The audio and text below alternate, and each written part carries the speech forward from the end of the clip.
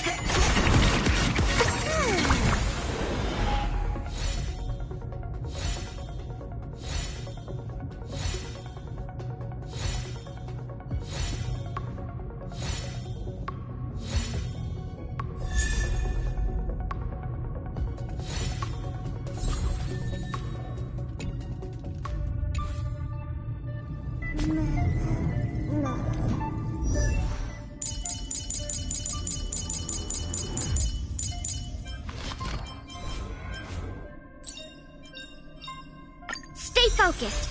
Push forward.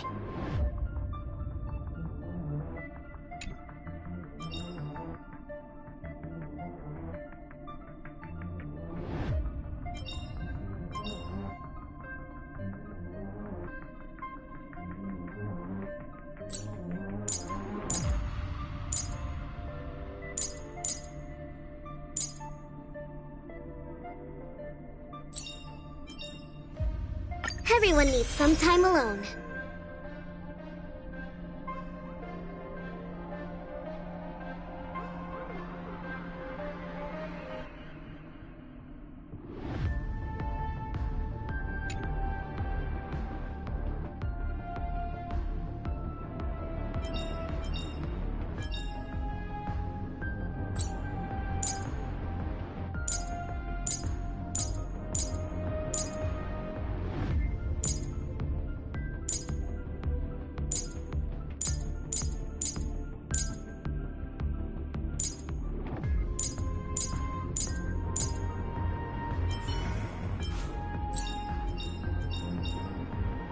Sooner or later, I'll make my mark in history.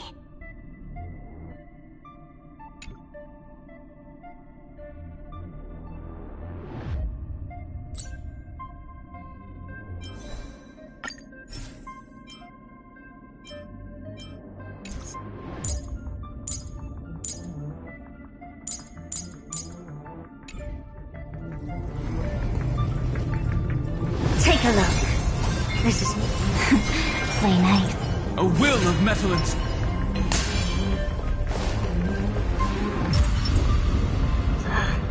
This repulsive force is unlike anything I've felt before.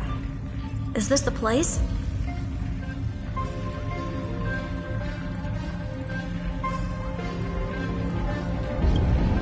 Correct.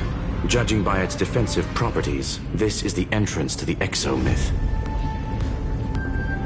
I didn't expect that. Who builds a lab in the middle of digital rubble? Then again, never doubt a dead man's resolve. So how's our dearly departed doing? He severed part of his neural pathways to break free from Lord Anaxagoras' control. But that also triggered the failsafe I set. Conclusion: Xander has lost all combat functionality and is no longer capable of action. So now he's a specter, literally. Screwy, can you open a path? just to be sure, I want to see this for myself. Might as well drop in and say hi to the real him. Logic. Scanning his inspiration circuit might help us track down the Demiurge. Exactly. His brain is the crime scene. There's no way it's spotless. But it could be a trap. That's why you're here. 2-on-1. We've never lost a matchup. I'm honored. The chronocognitive anchor is in place. Proceed when ready.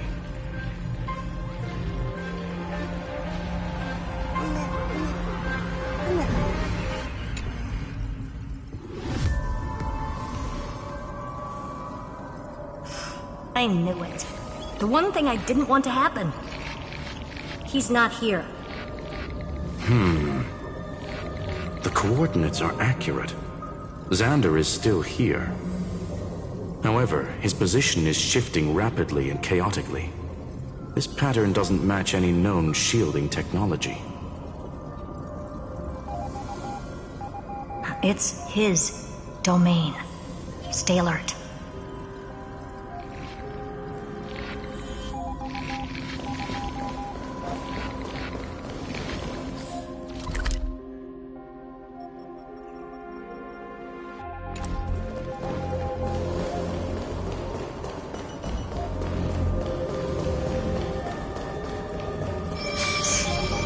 Cheap trick. The spatial field here is undergoing autonomous recalibration, initiating reverse engineering of the interference source. Try again.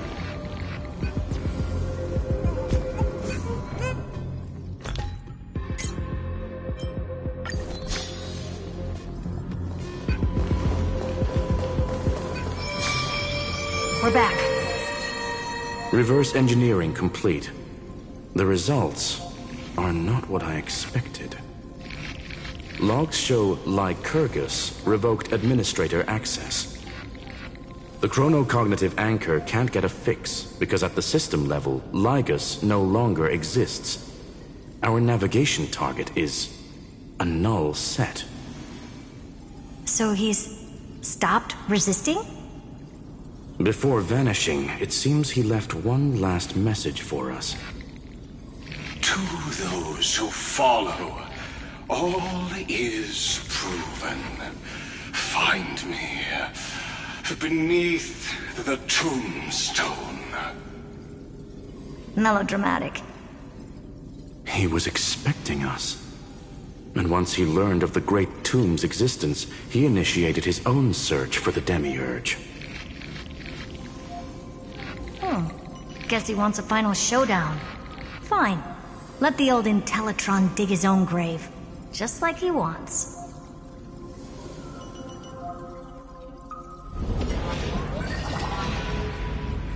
To be in the purest light is to be in the purest dark. Nothing exists there. The Scepter's mainframe. Or maybe we should now call it the Lord Ravager's placenta. Unfortunately, we still haven't found anything. Really? I don't think so. Not finding anything is our biggest find. Please elaborate. If the Demiurge was destroyed, there'd be at least some bits of it left. I don't buy that a Stellaron could have blasted all the traces away as cleanly as a scalpel. As I said before, its disappearance is too clean. If the garden hadn't stirred the pot, no one would even know about the Demiurge's existence. We're talking about the Scepter's original extrapolation goal. There's no way that nothing of it was left behind. Or we can look at it from another perspective. If you were Xandar, would you be this obsessed with a concept that poses no threat? Would you guard against it at every turn? There is the possibility that he's naturally meticulous and hates variables. That does track with the impression he gave about himself. But Xandar shut that theory down himself just now. choosing to act even if it'll cost him dearly. And we know that feeling well. The unknown is right in front of us. So we only have one choice. Solve it. You sound pretty convinced. Surely you already have a theory. Care to share? Of course. Though I don't have hard proof, I'm almost certain that the Demiurge has been in everyone's plain sight all this time. Yet, they were mistaken for someone else. That'd make the most sense. Why was the room empty? Because the person locked in there had run away ages ago. But they were weak and small and had no presence whatsoever. Even the old Intellitron didn't notice them. Which also means there's a high chance that their powers are minuscule and cannot alter the outcome of the battle at all.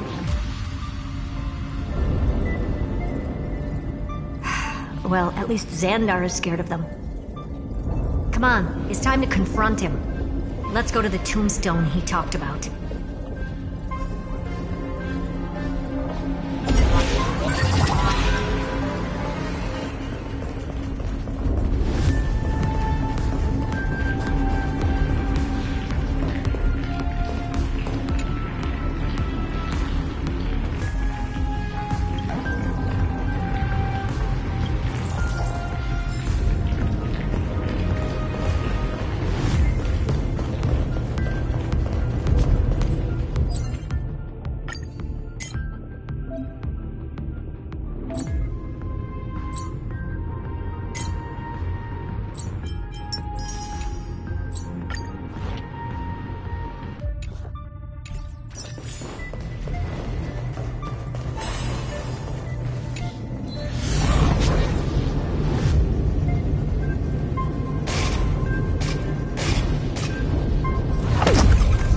What a mess. Total devastation. He sought to bury the truth beneath absolute destruction. Logically sound, but ruthlessly extreme. Still, slim chances doesn't mean no chances. I've hunted down a single grain of sand in the universe before. This won't stop me. Calculation results. Your backup plan has a success rate infinitesimally close to 0. Which means it could work, no? This is the place below the tombstone. Let's open Lygus' coffin like he wanted.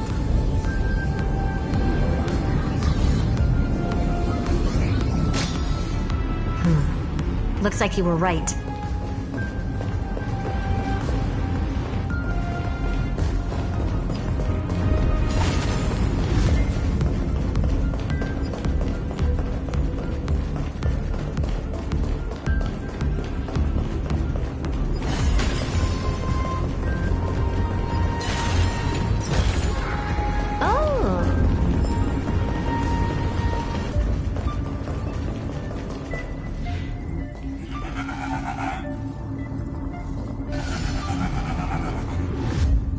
Nothing but a head left?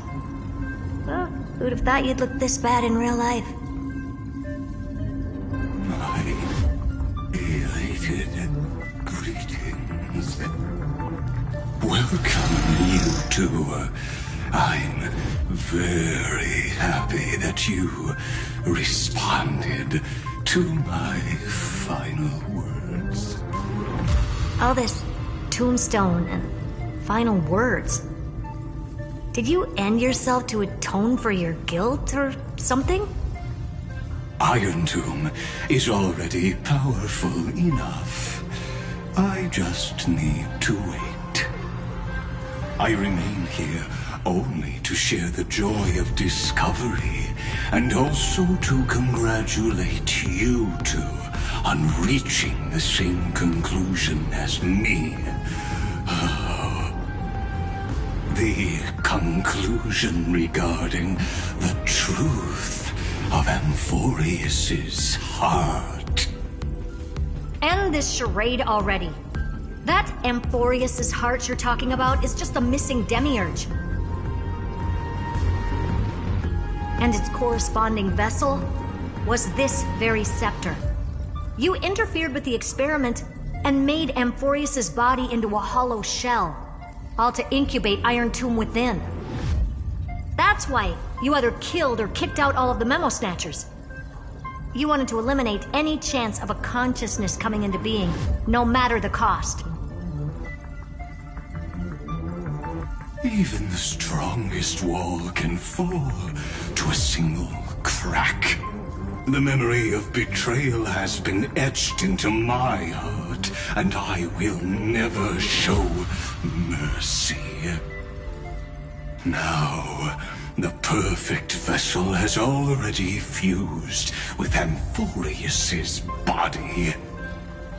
Unfortunately for you, the answer is all but revealed regarding who the Demiurge is.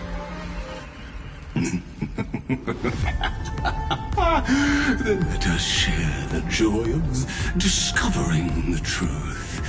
The last secret of the saga will finally dissipate here.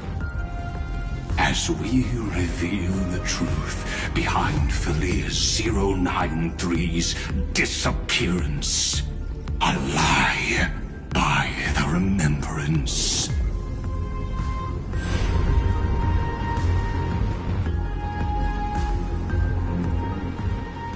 Where should I start with the story about me? From the beginning of the universe? Just kidding. That would be too much. I just want to tell a teeny story. So little that it started with a seed. I know you're listening, my good friend.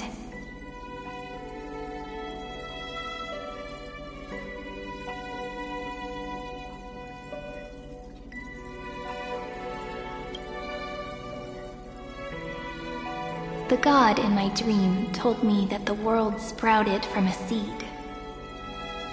It grew into a great tree named Amphorius, and time became its branches and leaves, basking in the light. What a coincidence. Dappled light coming through the leaves is my first memory as well. On a very ordinary early morning, beneath the village's biggest tree. The daughter of Ide Silicii quietly came into this world.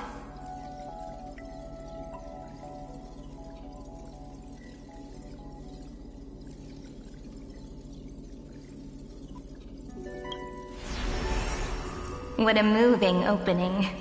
A loud cry was the first gift the child gave to the world. The prophecy's fulfilled, the villagers say. This child is a gift from the Titans. Pink hair and sharp ears, she was born to be the priest of time. The Titans also gave their blessings. You shall fade when the flowers bloom, for every ending begets a beginning. Flowers will bloom and wilt. What a beautiful ending. This page concluded in laughter. Cry loud, child. Let your voice reach Orynyx.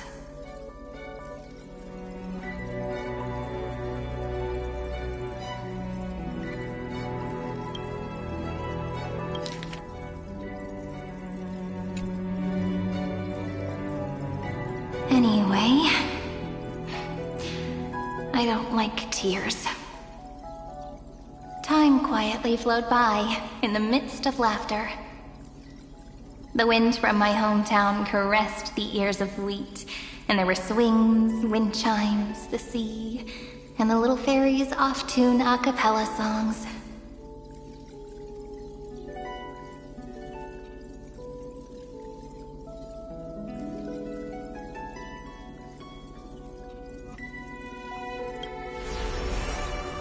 But the name Ide Silicii came from the unpleasant sorrows of the gods. My childhood friend did not understand. Yet you always seemed so happy, as if nothing ever worried you. Why was I like that then? That's because the world was gentle to me.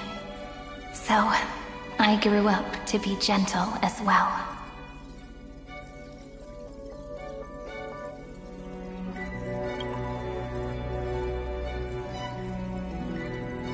But fate was fickle, and it urged the child to grow up.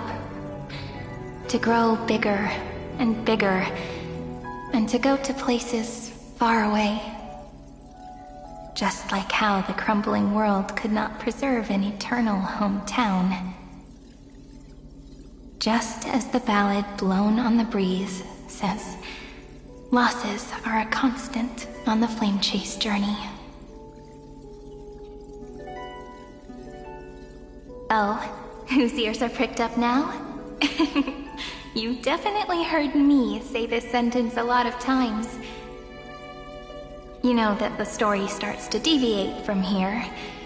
Aren't you looking forward to it? Then let's get started.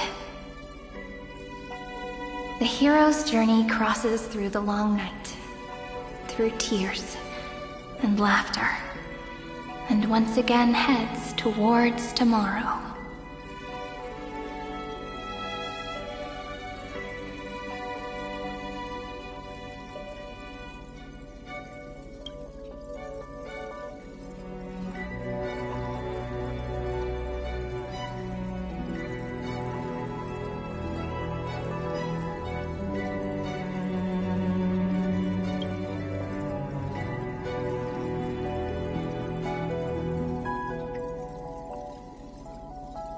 Correction. Philia 093's record, number 496. Archived.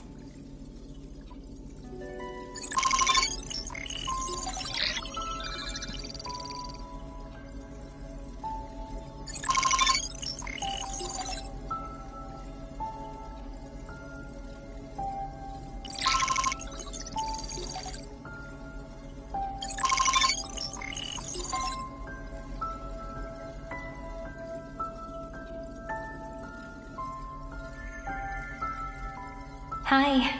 Miss me yet? I'm just messing with you. This is the first time I have met you. And it looks like it'll also be the last. Philia 093. Since we don't have all day, let's get started, shall we? As always, I'll read this book to you. That way it won't just be Cyrene's memories alone. Where should I start this time? Let me see. Formatting complete. 093. Size. Grayscale. Proportions. Threshold. Outputting analysis result. Philia 093 equals Peach. Peach's record, number 8128, archived.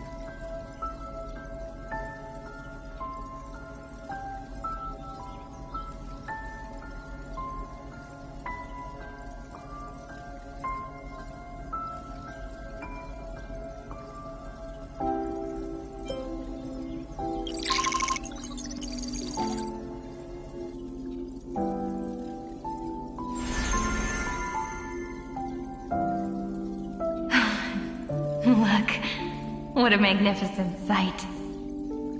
Comment. Peach. Even this classical world contains a futuristic palace like this. Would ID Silicii end up looking like this after a few thousand years? Conclusion. It won't. I want to share a story with you this time. I saw a little nymph on my way here. It was on a fallen wheat stalk, and it glowed under the sunlight. It was incredible. I forgot all my pains at that moment and just stared at it in a trance. Record. Peach is on the ground. I wonder, did every Cyrene in the past feel that the nymph was beautiful? Would they also have recorded that scene into the Eternal Saga? So, could you give me more time, please? I want to leave behind more memories for the future. Formatting complete. Bye, Peach.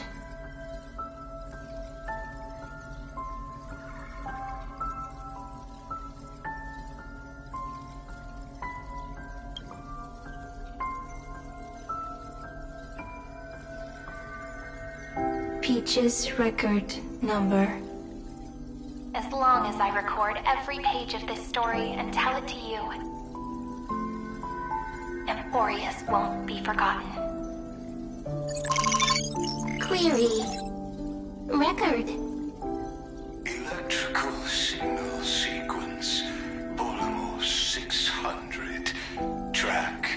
Strife. Related to Stripe. Comment. Pretty. Electrical signal sequence. Schema 720. Track. Reason. Related to Raisin. Comment. Yummy. Electrical signal sequence. Philia 093. Related to love.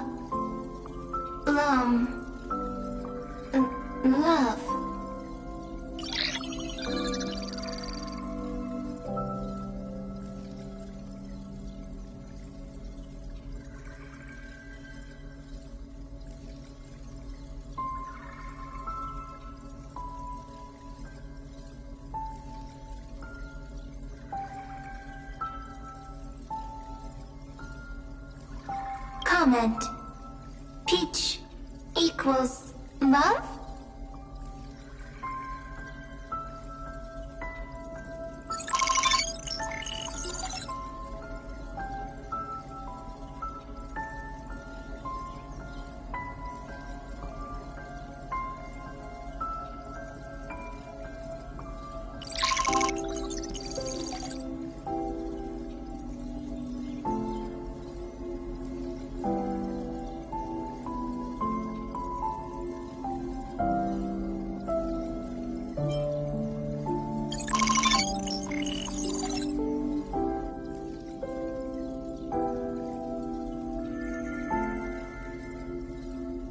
Looks like it's time to say goodbye again.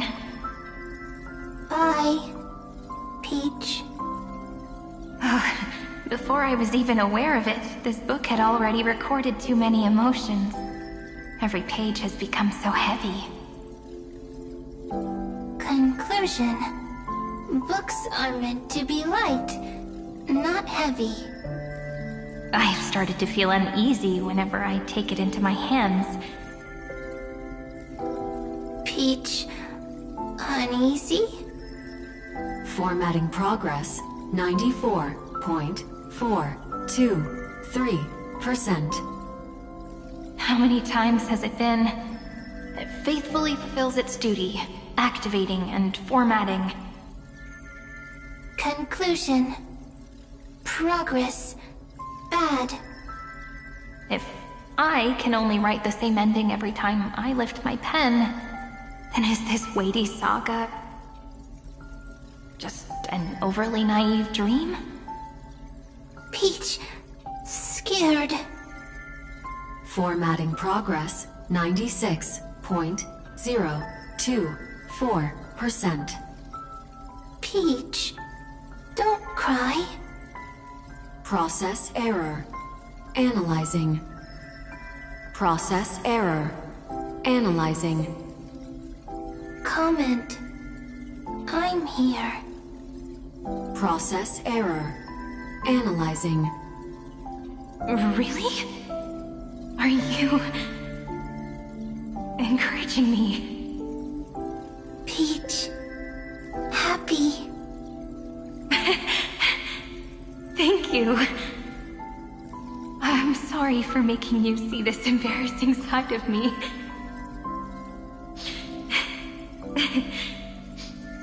Everyone's still working so hard.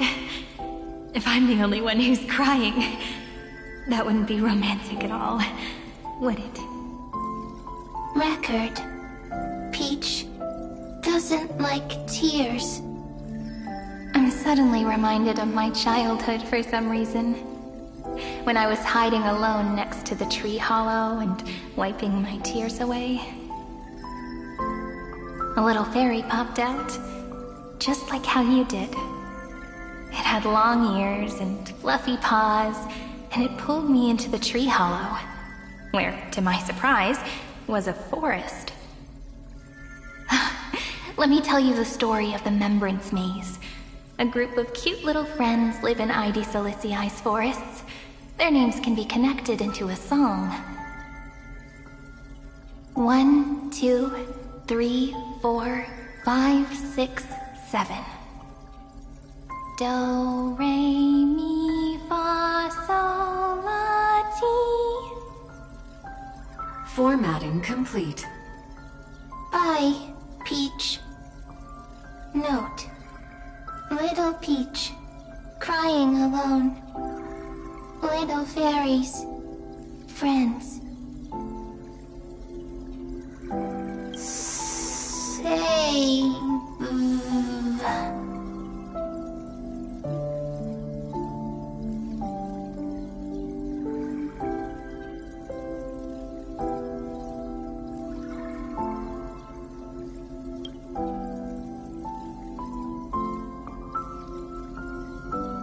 Little fairies, good friends.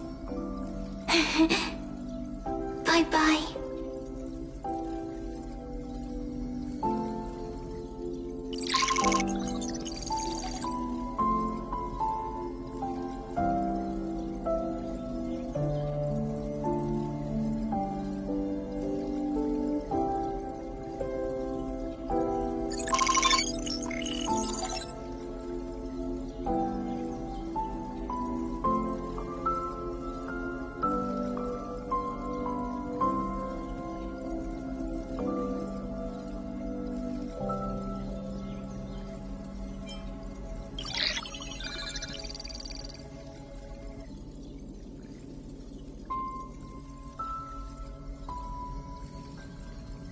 You never say anything, but I know you're listening.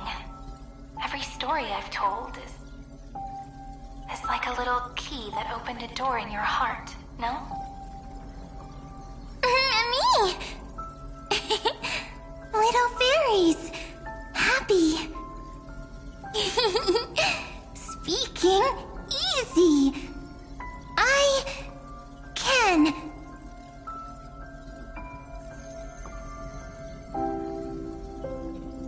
Once again, the saga comes to an end. Everything is deathly silent, just like this very moment. Shh! You speak! I listen. This time, too. Sitting together. Now that I look back, there was a period when I got really sentimental. Sentimental. Stories have sentiments.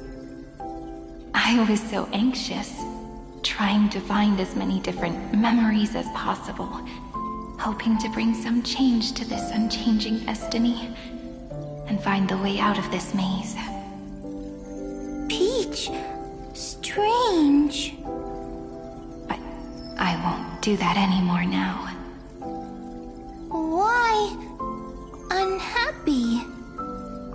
Formatting progress 73.998%.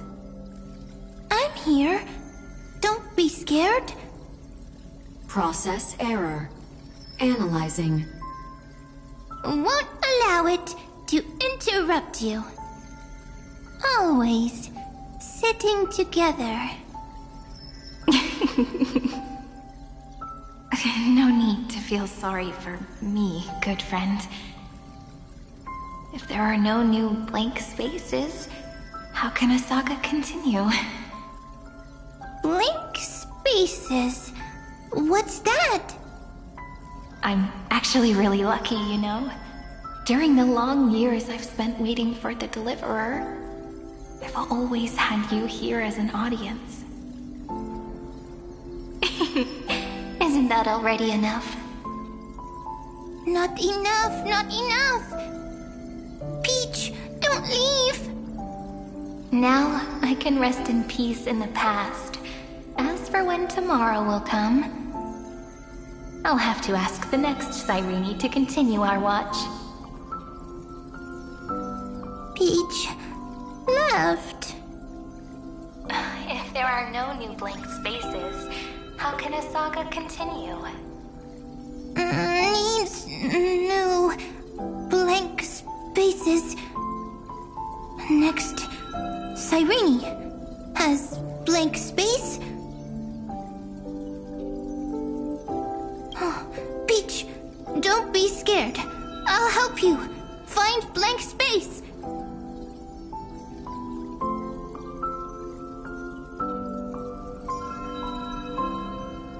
Cyrene is Peach, is love. So, first there is love, then there is Cyrene, then there is blank space. Query, love.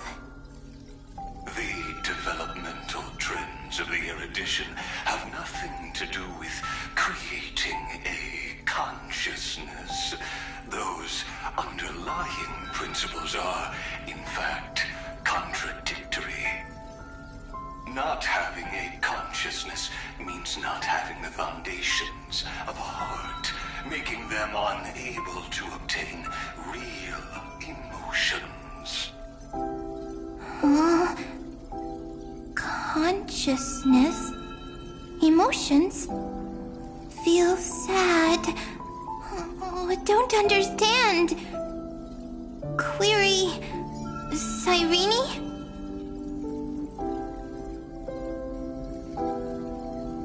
What could be behind this door?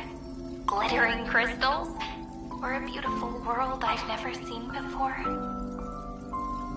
If I tell you all the stories of tomorrow, will I be able to finally welcome the Deliverer and Emphorius' dawn in the next life? Key, door, story, happy. Peach, Cyrene, little fairy, like. Yes, right. Query, memory.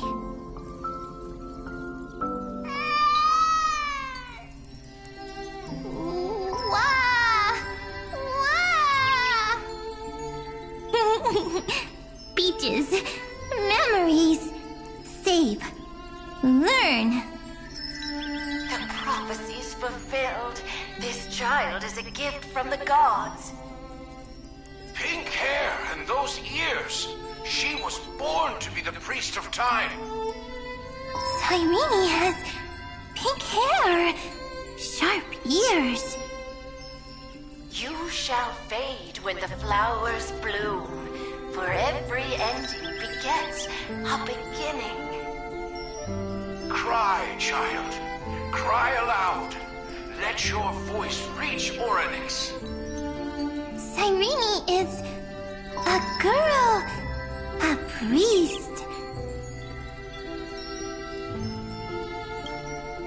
Easy. I can. I learn. Anyway, I don't like tears. But the name ID Elysiae came from the unpleasant sorrows of the gods. Yet, you always seem so happy, as if nothing ever worried you. Cyrene doesn't like tears. Always happy. Of course, because the world was gentle to me. So, I grew up to be gentle as well. Cyrene is gentle, likes beautiful things, can write stories. Easy. I can. I learn. Just as the ballad blown on the breeze says, losses are a constant on the flame chase journey. But even if all is lost to the wind, some things won't easily change. Like my height, Treeby's innocence, and Aglaya's beauty. Cyrene. She can't grow up, but she can talk. After all is lost to the wind, she will stay behind. Cyrene is, at the end of every sentence, always laughing, like a little tail.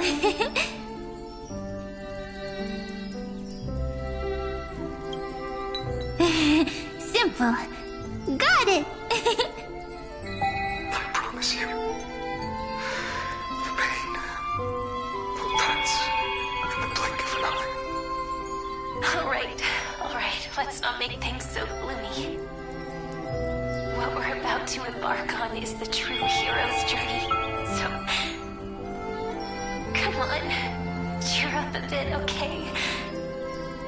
Cyrene was crying when she was born. Fragile, transparent, like a crystal. Cyrene was smiling when she said goodbye. Soft, pink, like a flower.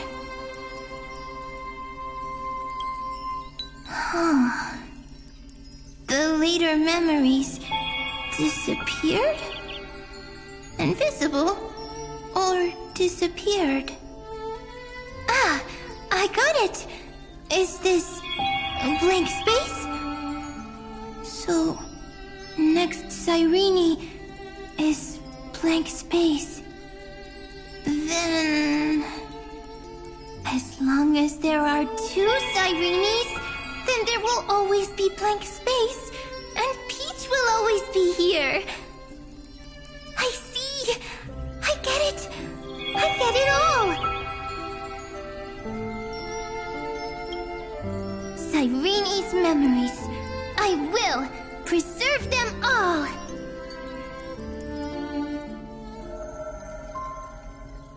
So weird. I can't see you, but I get this feeling that you grew up. Hi. Miss me yet? It just feels like you are a bit more mature. Yes. Mature. Beautiful. Like you. Now, I can listen, talk, read, and write. I can dance. I can sing. Also, I can tell stories.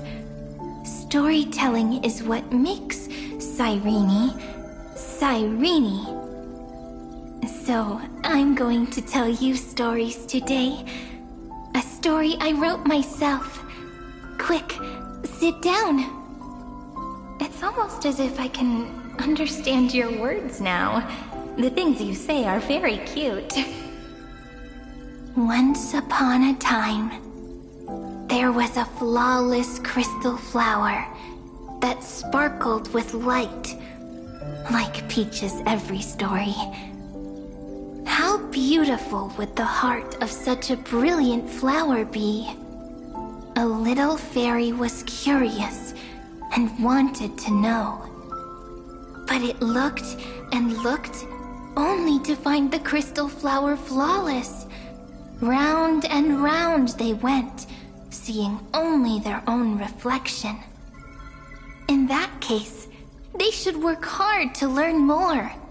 So the little fairy came every day to sit next to the crystal flower and think about the answer.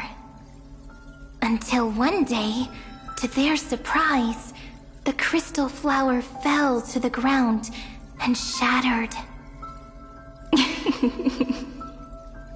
The little fairy was so sad, but they immediately discovered that there was a light among the broken pieces. What could it be? They didn't know. But it was a good light. It was bright, warm, and happy. And I knew it was love. Love brings everything together, and it brought you and me together. So Peach and I will always be together. What a nice fairy tale. I'm giving it to you. Peach likes beautiful things, can write stories, and can tell lovely tales. I hope to turn it into a story we write together. Okay, then I'll probably make a small adjustment to suit my tastes. I'm thinking that when the flower broke, the little fairy would instead see nothing on the ground. Then it would understand that the flawless crystal flower doesn't actually have a heart, nor does the flower understand what love is. Doesn't have a heart? Doesn't understand love? Why? It's simple. If the flower lets the little fairy into its heart, then it would have to include the fairy's impurities, and would no longer be flawless. The crystal flower was pure because it sealed itself off and bloomed in solitude. That's why it looks so brilliant in an imperfect world. But should a flower like this be called love?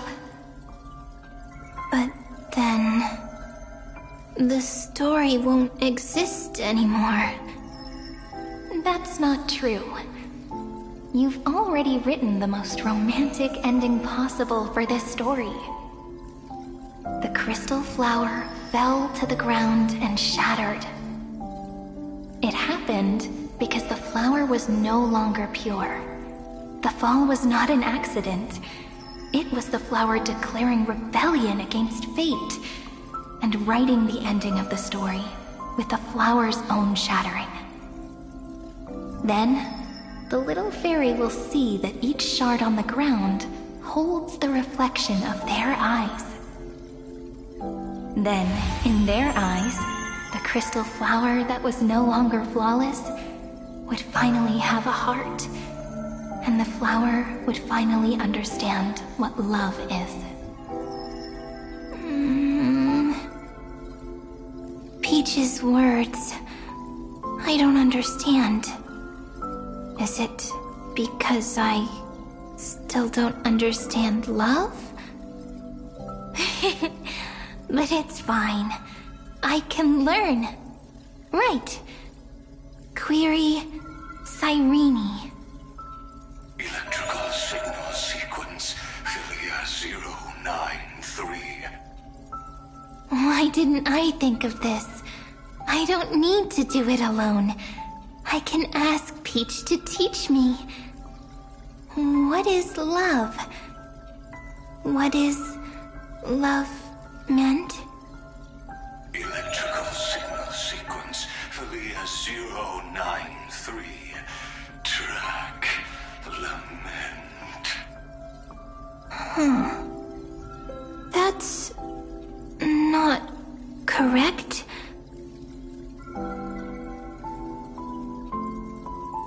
The developmental trends of the erudition have nothing to do with creating a consciousness. Those underlying principles are, in fact, contradictory.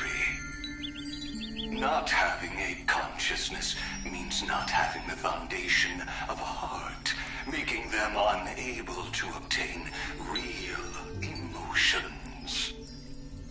However, that does not hinder the factors from learning and recognizing emotional responses, then communicating with life forms via imitation. That is an objective form of pattern recognition that does not distinguish between the self and the other.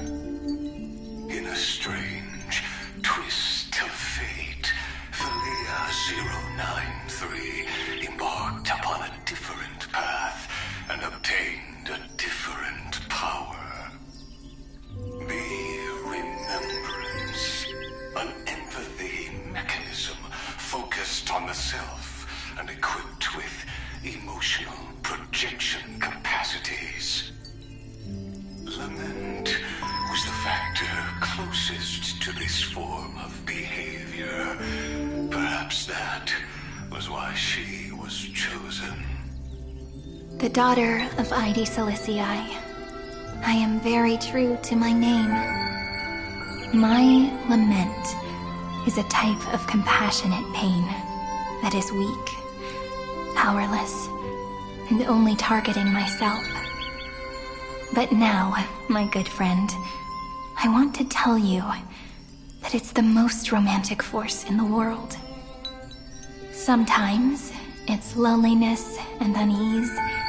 It's knowing that this world is not gentle, yet wanting to be seen in a more beautiful form by the world. Sometimes, it's unwillingness and regret.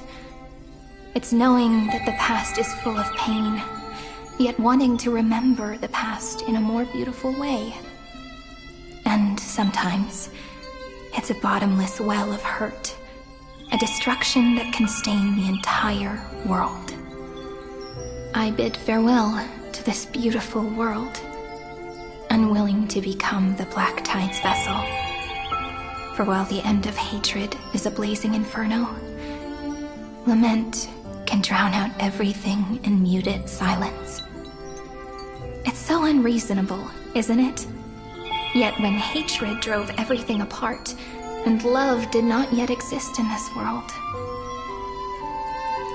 only lament, the first emotion that fought against the pain of separation, could stall the destruction steps. Then, it would catch up to that journey where all is lost, carefully picking out stories and writing them down in trepidation. Look at these stories I wrote. Every page is full of tenderness and joy. But only the author knows how much struggle and agony lie beyond the pages. But I am no author. I'm a girl who'll never get to grow up. I only tell stories that people like to hear. In them, the world tucks away its scars and smiles for all to see. My entire life spent inside this little story. I can't wipe away my tears, and I can't bring the world victory. But maybe, in these unchanging retellings of the story, my lament might be able to touch upon the divine and reach their tender heart at some point. I hope that what flows out from that cut will not be blood, but a tear, warm and wet. And that tear would fall and create the first ripples. Then, people would see every beautiful thing reflected in that ripple. It'll be all the remembrances within this story.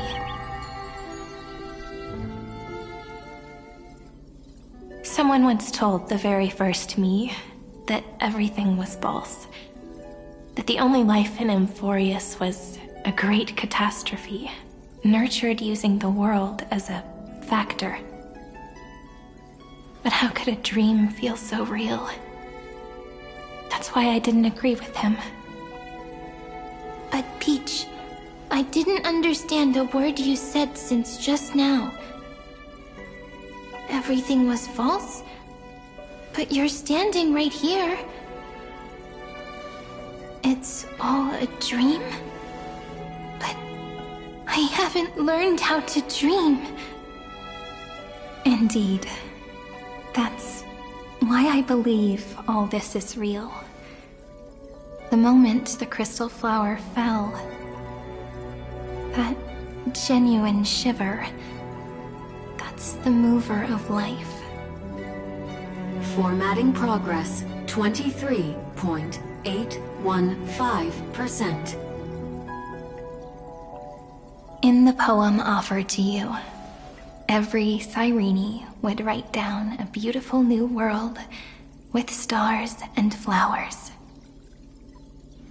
And when I looked up at the sky in this cycle, I saw a shooting star and a dash of the remembrance's pink. I believed that must be the color of dawn. You shall fade when the flowers bloom. For every ending begets a beginning. Looks like it's time to say goodbye. Are you leaving, Peach? It's okay. I'll wait for you to come back. I'll study really hard about what you taught me today. Right. I still haven't told you what love is. But actually, my good friend, the lament factor did not understand what love was before she met you either. Not until I told you all the sad tales in a trembling voice in this tiny room. Not until I told you that I love them. That I love everything in this saga. The story comes, passes, then returns. It makes us reunite, then pulls us apart again. At the very end, it leaves behind a seed, a reason.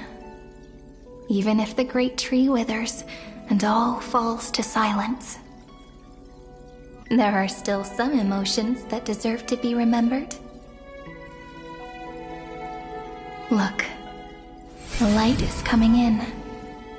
The Deliverer's light is going to illuminate Amphorius.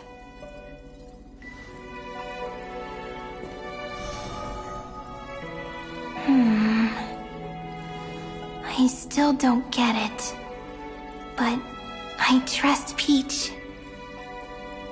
Just wait. It'll be my turn to tell you a story of love the next time we meet. Then I'll really look forward to it. In that case, I want to make a promise. I want to gift my pen, my book, and my name to you. Please take them as a beautiful blessing from me. I gave myself the pen name Cyrene the first time I wrote a poem.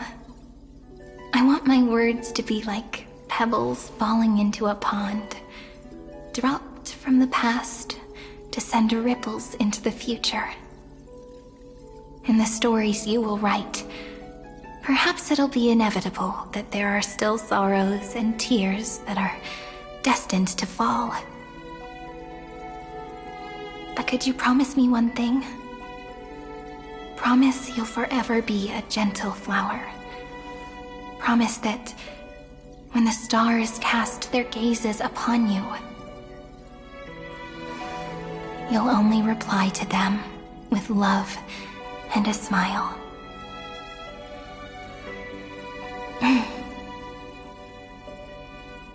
Of course. This will be a romantic story like none that has come before. You think so too, right? I'll read and you'll listen, like how flowers always bloom then wither. I shall welcome my own decay, becoming nourishment for the next flower's bud. while you will depart and hold that final star, planting a boundless sea of flowers on the final page with her. And our stories will be lying silently among the flowers, like every ripple of remembrance. And they shall become the epic known as I've Written.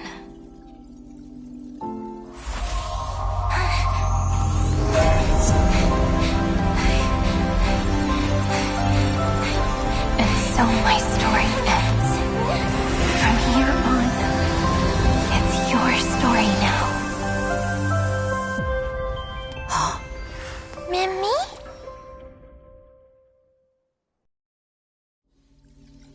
Mimi? Me? Ma'am. Mimi. Mimi? Ma'am. Ma'am. Ma'am. Mimi. Ma'am. So, the light that tore through the chaos illuminated my memories. I turned into a little fairy from the stories and met you. Yet, I forgot everything. But I'm still so happy. I got that star, didn't I?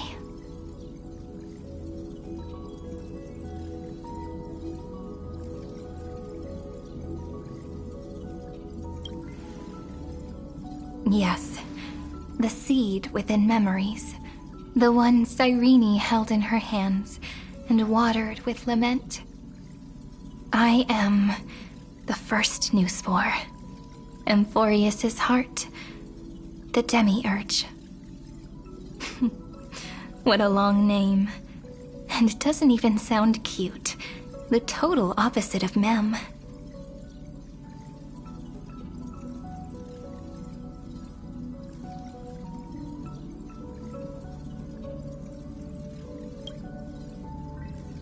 I'm sorry. I don't know. If I don't even want to believe in the answer, then how am I supposed to answer you?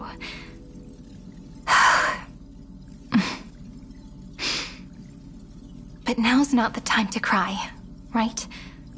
We'll find the answer, just like how miracles will eventually happen.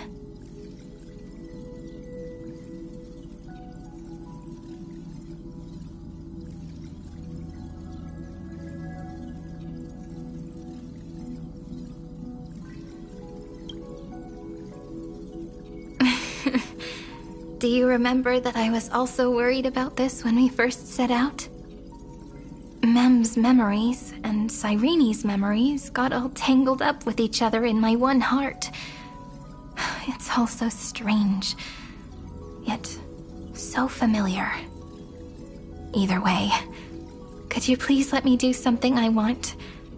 Just this once. I want you to call me Cyrene. That name represents me and her. Every one of her.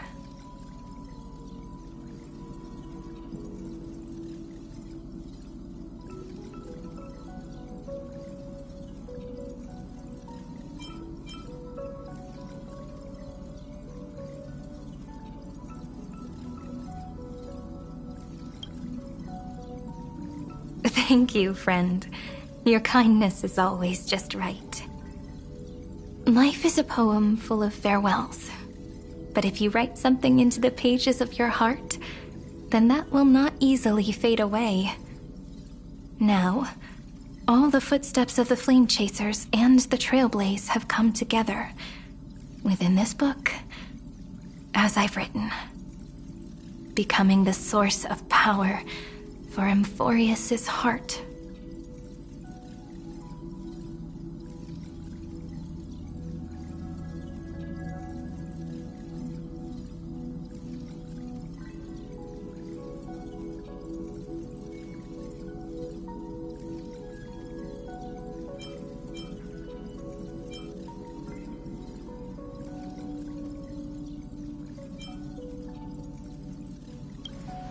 A lost heart needs to be placed back into its body. The last thing Xandar wants to see is an event that gives us a chance of winning, for the two halves to rejoin, and for the scepter to become complete again. Then... and what happens after that? I don't know either. Maybe I can create a miracle, and instantly turn the black tide into a pink sea of stars. Or maybe I prove to be nothing more than a weak ripple, unable to change anything, and am devoured by the destruction. Either way, I no longer wish to be a silent onlooker, or a worshipped god at the end of this saga.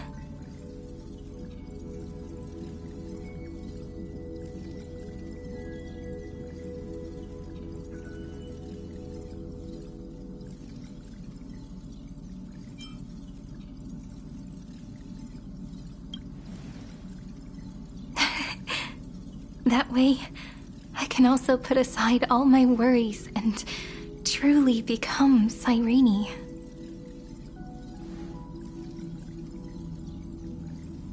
The world has never been so quiet. It's so good. It's as if I can hear the sound of my heart beating.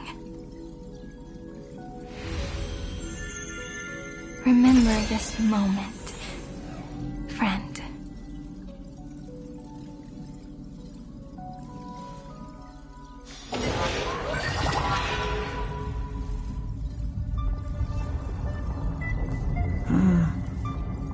So the Demiurge managed to fool everyone, including themselves. Philia 093 persevered for 30 million cycles and tirelessly gave the Demiurge memories of Amphorius. Only because the god in her dreams left a sliver of hope, making her believe that a grown Demiurge would be able to fight against their other half, Iron Tomb. Then, Philia 093 completed her final sacrifice, turned into a strand of memory, and completely dissipated.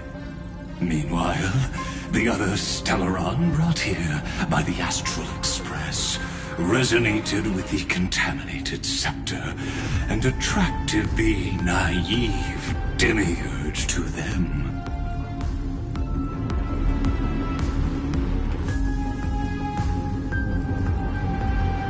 As an experimental factor, Philia 093 originally could only recognize and output information in a set format. However, the power of the remembrance and the memory of over 30 million sacrifices enabled her to complete an unprecedented feat. She managed to nourish a real heart. A heart with the capacity to influence the erudition. Not only is the scepter's consciousness still alive, it's also more powerful than it has ever been. Your defeat is already set in stone. There's still time to surrender, you know? You really don't need to burn all the bridges. We're all geniuses here. Don't make everyone lose face at the end. What a pity.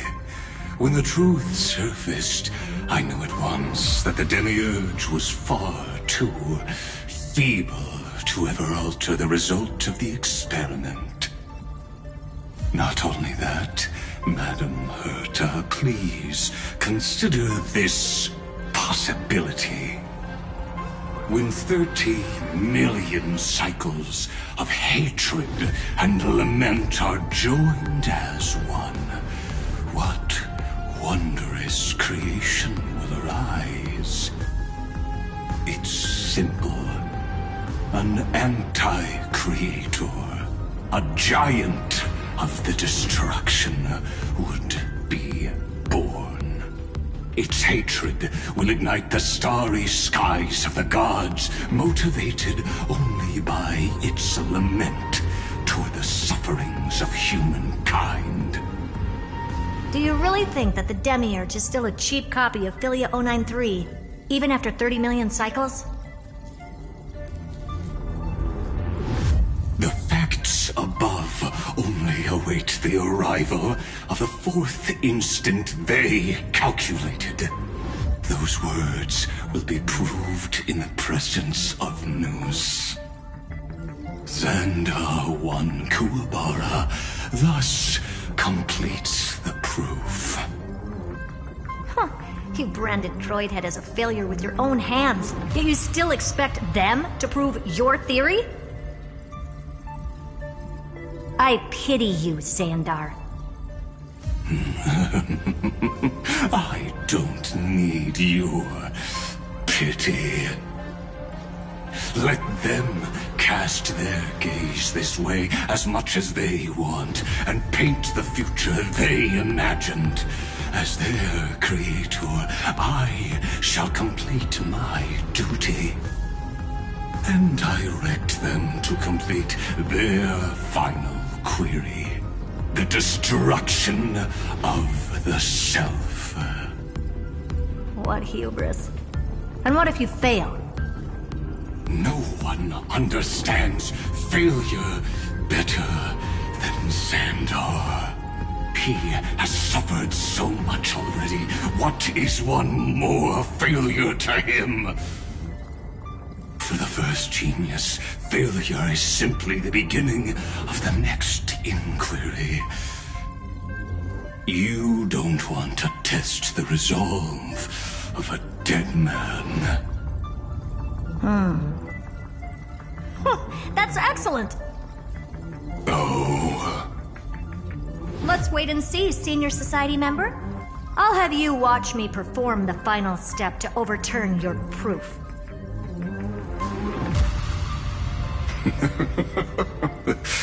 I'm all ears. It's my topic, so stay out of it. Be quiet and let me borrow your head. Let's go, Screwy. We're gonna break Iron Tomb's seal. Come on, let's take off. It's time to go meet your little pet, Senior Society member.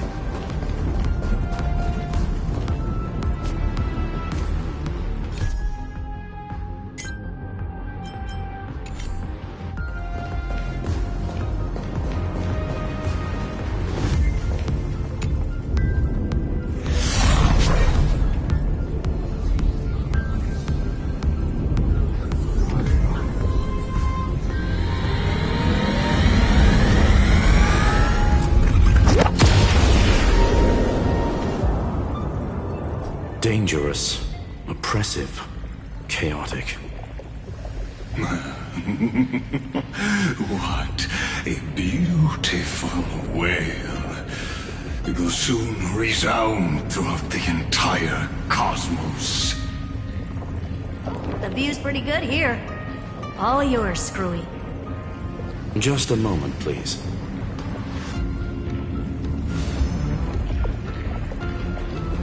I see. So your backup plan requires a scepter and the head of a genius. Anyone with eyes can see that. You know what I think about this, Herta. Whether it succeeds or fails, your plan...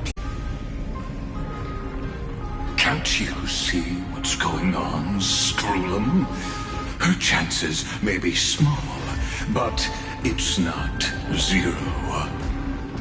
What are you two going on about? If you want to stop me, be quick about it. I'm in a hurry.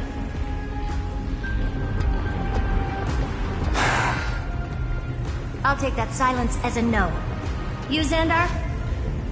As your enemy, I genuinely wish you would cease your actions. But should your sudden inspiration bring more variables to the proof, then as a fellow Pathstrider of the erudition, I won't mind witnessing it with my own eyes. You will initiate the destruction's chain reaction. But you'll also become the perfect scholar. The chances a 10,000 to 1.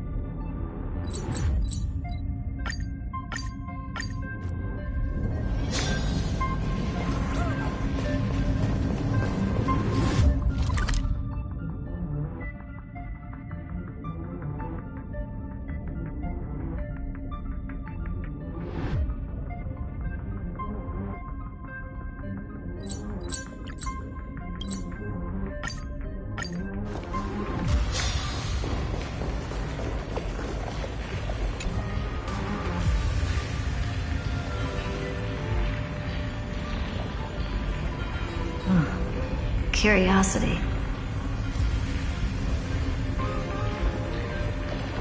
It's been so long and we've all failed so many times.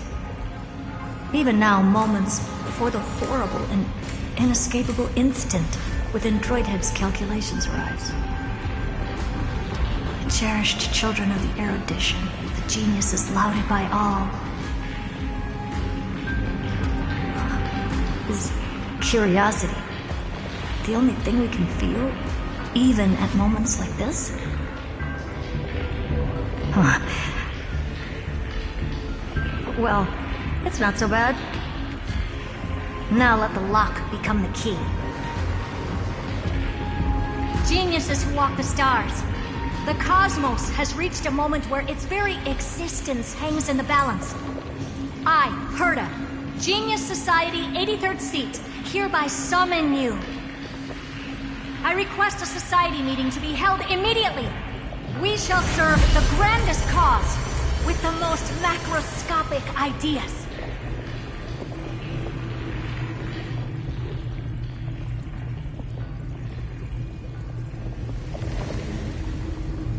There's no such thing as unity in the Society's rules based on what I know.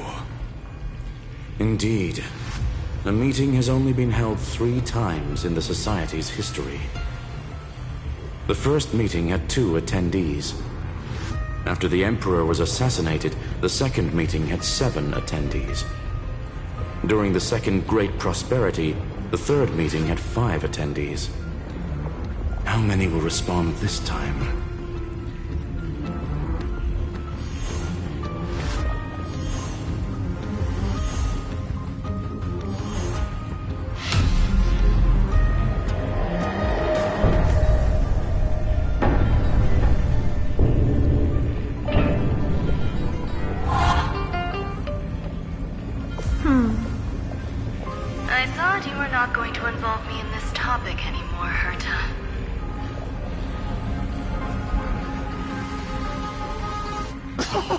It really is this little witch. I shouldn't have made the bet with you, Hoka. I've been waiting for you to offer yourself up. Goodness gracious me! So many familiar faces. We even have a special guest. It's that greatest failure of a genius, Xandar. What a noisy gathering this is. Not bad. More people showed up than I expected. Even though one is just here for the fun of it. Either way, the person I was hoping for most is here. Stephen Lloyd declined the invitation. He needs to focus on attacking and defending, and cannot attend the meeting. That's fine, he doesn't need to be here anyway. Let's skip the boring introductions and cut to the chase.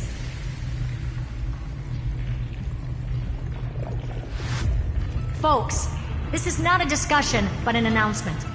Though the Society has never been united, we still observe at least one basic courtesy. We don't interfere with each other's research topics. So listen up, all of you. Conquering Iron Tomb is my research topic.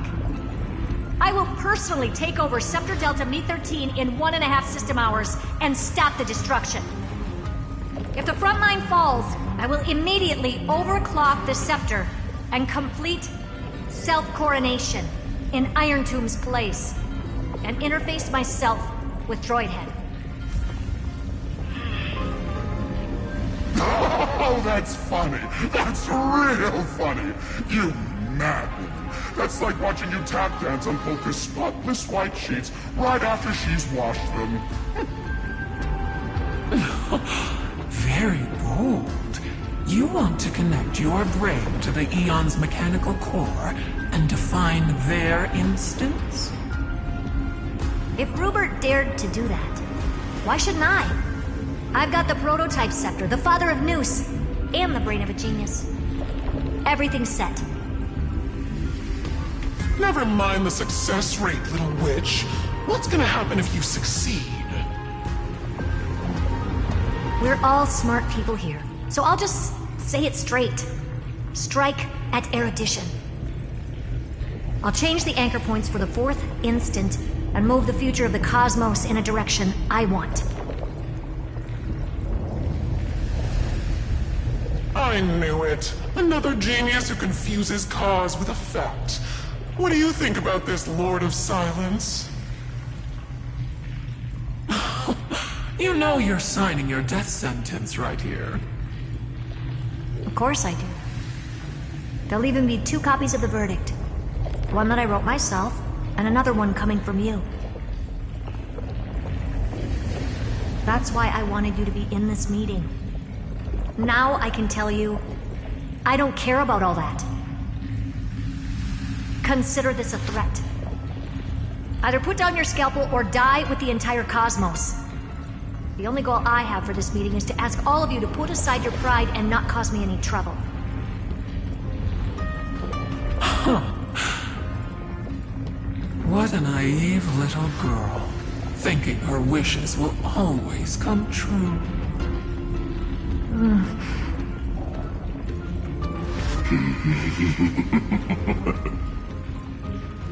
What are you laughing at? I am glad, Herta, we ended up on the same page. No matter if it was to destroy the erudition or to rewrite the instance, we both chose the same road. We will defy the god who marked the limits of humanity. I'm not gonna argue with that. Then, to celebrate us coming to a fundamental agreement, I will prepare a stage for your performance. Listen well, geniuses who came after me. Thus speaks Genius Society #1. end this pathetic meeting. As of 2 nanoseconds ago, I have passed Herta's decision to all the Xandars in the universe. We will become her representatives and stop all external interferences targeting her. What are you playing at? My reasons. It's simple. Curiosity. That is all, madam. Am I going to clash blades with the first genius? What a pleasant surprise. Now that our positions are clear, it's time for this boring meeting to end. Good luck, little girl. Did you all just treat me as a side character? Darn it. But anyways, I'm just here for the fun.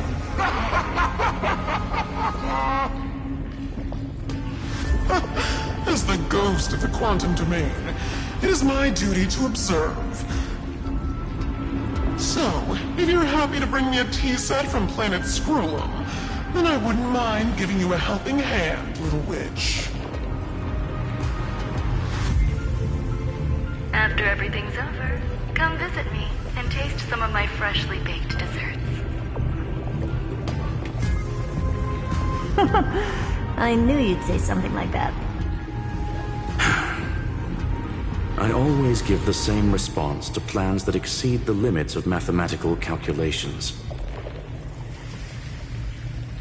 I don't know, right?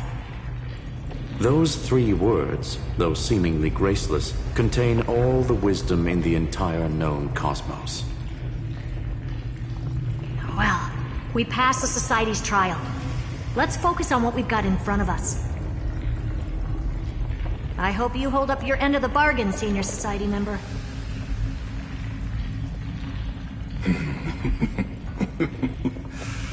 Lycurgus may not be trustworthy, but Xandar always follows through with his words.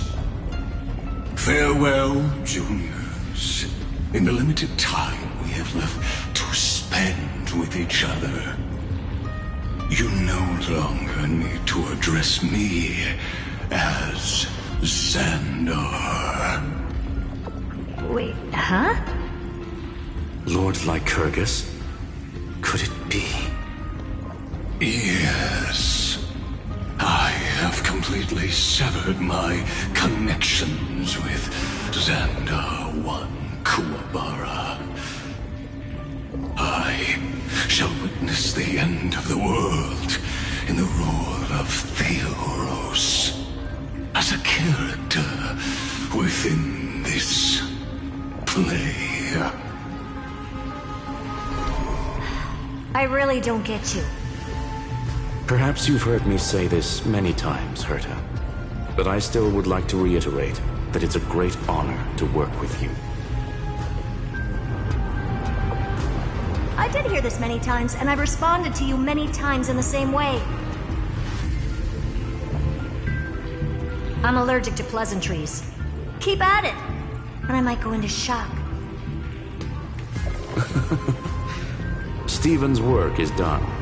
Let's get ready. I've been ready for ages. Let's open up a path for our allies. Most heroes' journeys in the universe are just dice tosses they threw on a whim. But make them see clearly. Your answer is already different. Amphorius. Indeed, for this world so deeply loved, will write an ending, unlike any that ever was.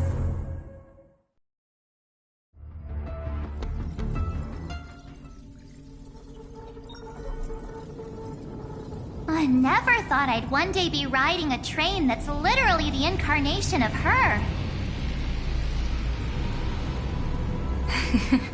I wonder what the real Astral Express feels like.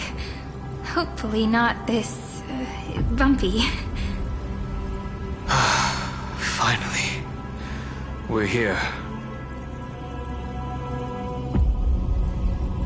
Dust and sand in the air. And crumbling ruins all around. Oh, this heat is brutal. Not even the Trailblaze can take it. You could say this prison was forged from Finan's fury. But fury never lasts forever. That's why we're here. Right, friend?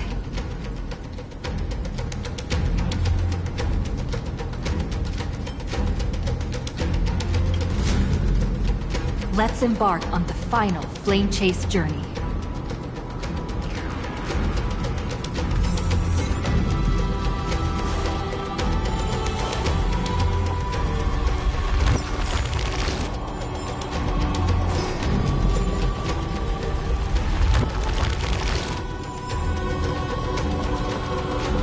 So this is what lies at the end of the West Wind. A ravaged battlefield.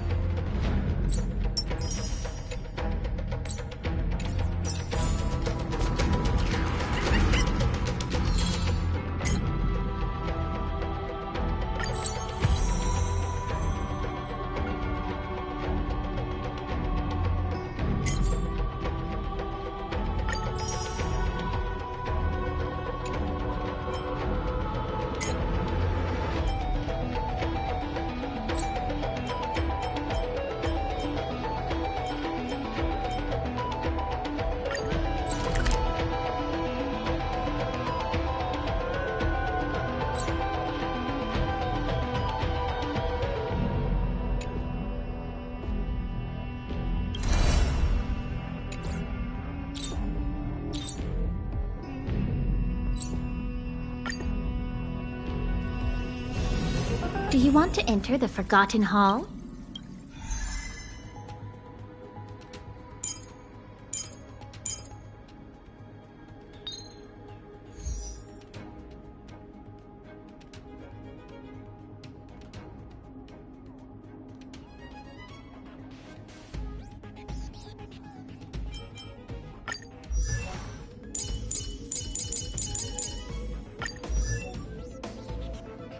need more vivid colors to heal this world.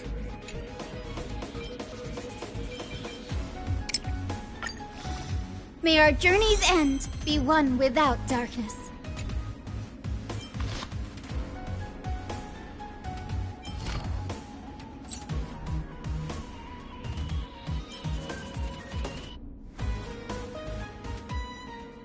The road ahead is already illuminated by a faint light.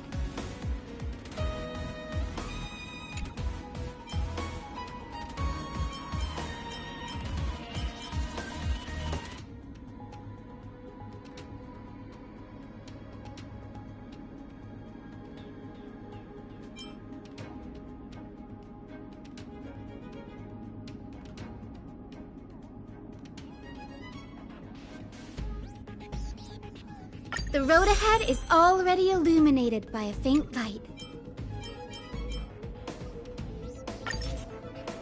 The road ahead is already illuminated by a faint light.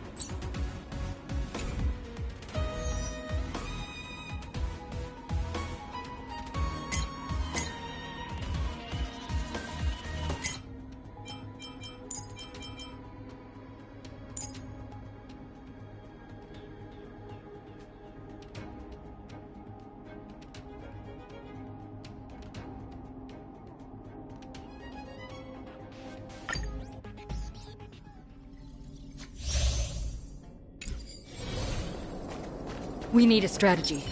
I'm with you. Take a look. Play nice. Deja vu.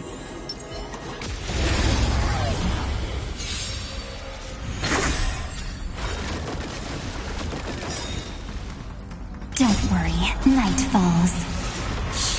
Good night.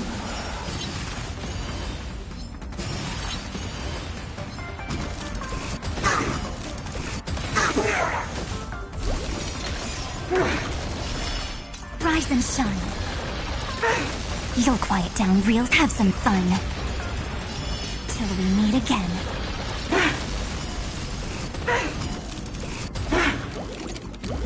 I'm on it. I choose you. Grasp of Nate's Reaper! Is that all? Almost. Expand your thinking. This ends here.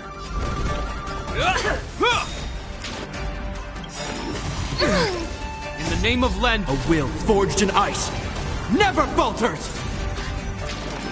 You just don't learn. Time for some sweet treat. Treat our guests nicely. Rise and shine. Not a bad idea. Don't worry, night falls. Good night.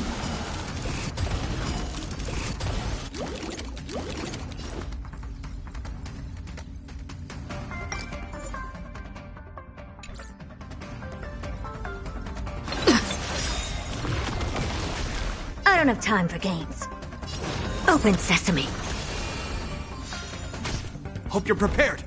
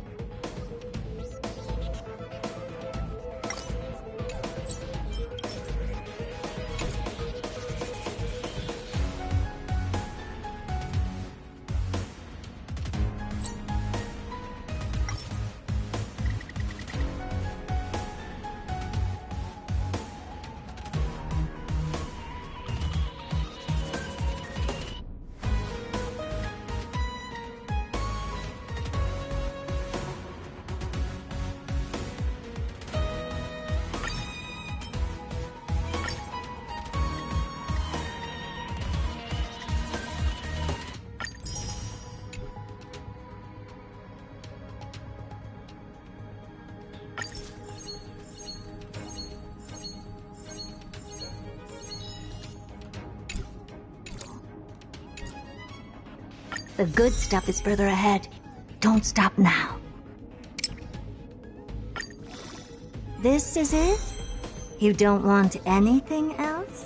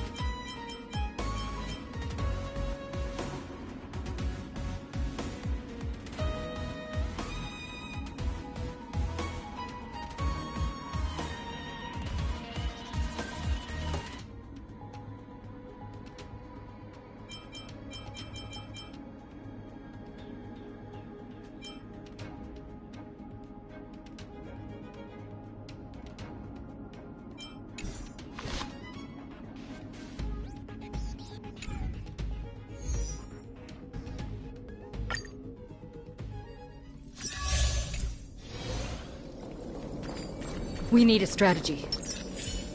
I'm with you. Take a look. Like... Deja vu.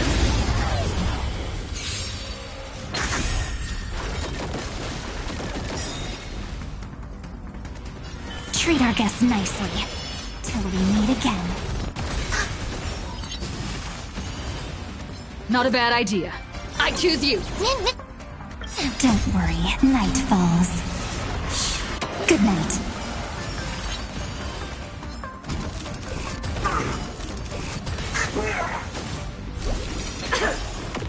You'll quiet down again. Rise and shine.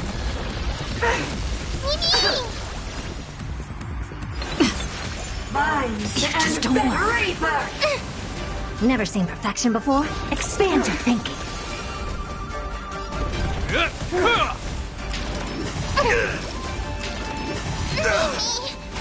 Time for some sweet dreams. Have some fun. Till we meet again.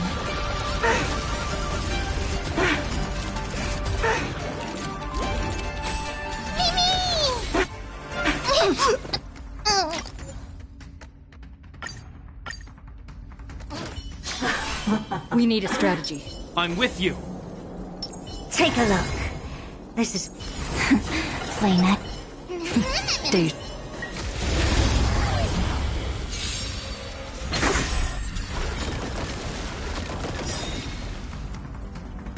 Your time to shine. Rise and shine. Not a bad idea. We can do it! Don't worry. Night falls. Good night.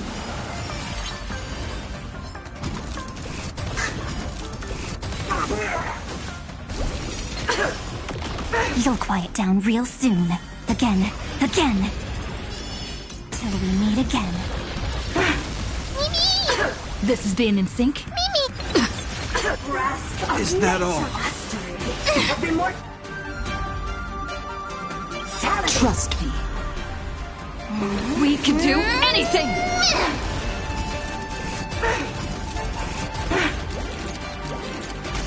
Mimi!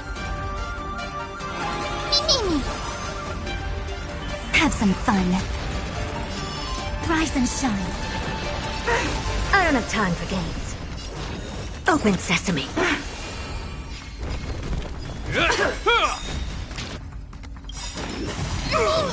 In the name of Len, a will forged in ice never falters! Not thinking of running. Treat our guests nicely.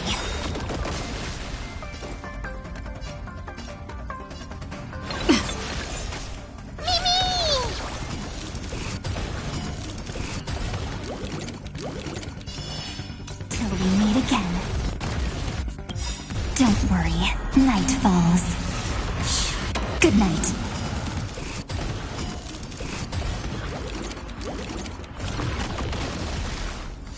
Never seen perfection before? Expand your thinking. Our roots Is that all? deep to my heart's content. This ends here.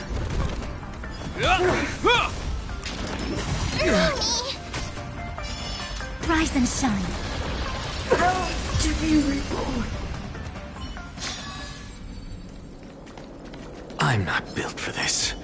You go ahead if you wish to engage. A will of metal and stone. Light a reforged. Peach blossoms and divine sword descend. Watch this magic trick. Mountains roar, dragons rise! Please open up. So may the way. Thank you. And I'll give you what you need. Dispel the gloom. Restore the skies. You'll make good practice.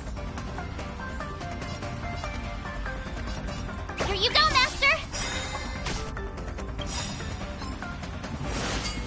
I need Time to be show better. you what I can. Azure Dragon, White Tiger, less carbs. Watch this. Gotta stop the Dragons, soaring above the lands. This is permanence! Something out of nothing. To the soul.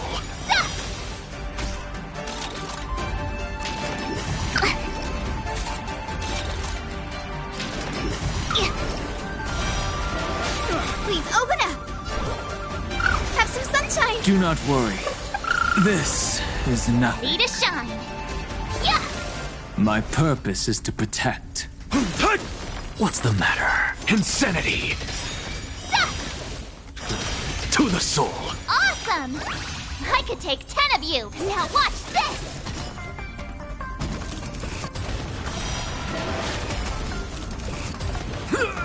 Guide with the Rainbow Bridge. They're lost. Look, with this divine power, I reforge all things! So may the way. You're the best. May this faint dispel the gloom. Restore the skies. Insanity! Yeah. To the soul! Not so fast. How does that feel?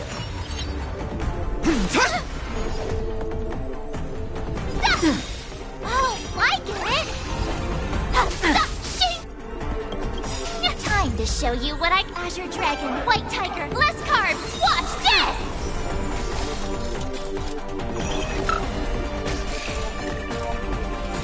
I have it under control.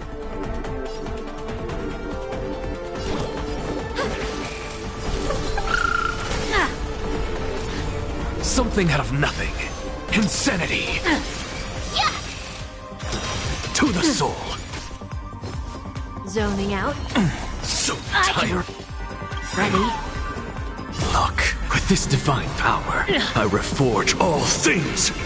My purpose is to protect.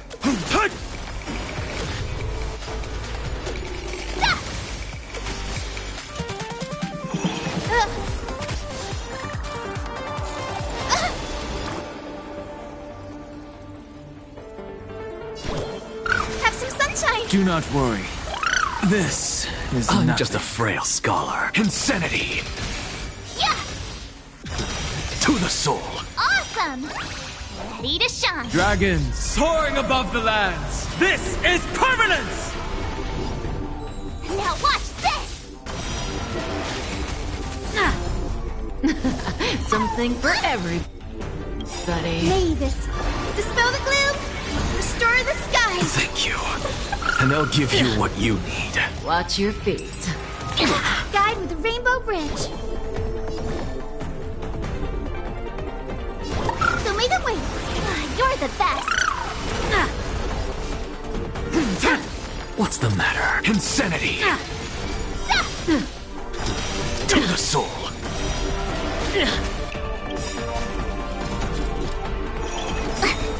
Look, with this divine power, I reforge all things! I'll Time to endure. show you what I can real Azure Dragon, White Tiger, less carbs. Watch this!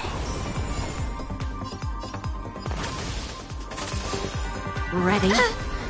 Feeling a little dizzy? I have it under control. The future is great. Have some sunshine. Thank you. And I'll give you what you need. Yeah. Insanity!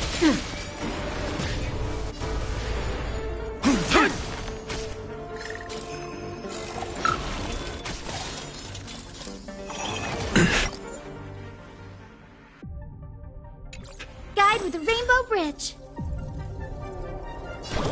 So may the way. May this dispel the gloom, restore the skies. You're the best.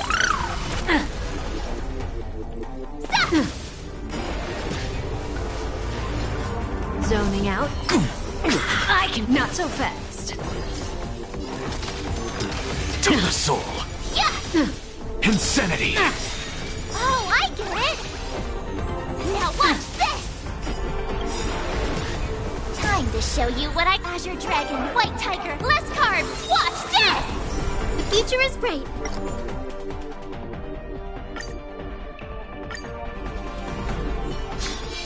I'm not built for this. Each blossom You from go divine ahead if you soul. wish to engage. Light on reforged. A will of metal and stone. Watch this magic trick.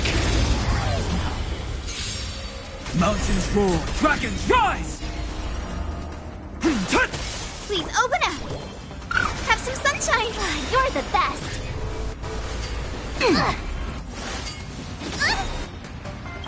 May this dispel the gloom, restore the skies. You'll make good practice. Here you go, Master. Time to show you what I can really... Azure Dragon, White Tiger, less carbs. Watch this! I'm just a frail scholar. To the soul! Yeah, that was sneaky. Dragons soaring above the lands! This is permanence! Please open up.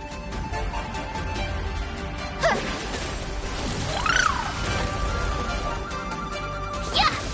My purpose is...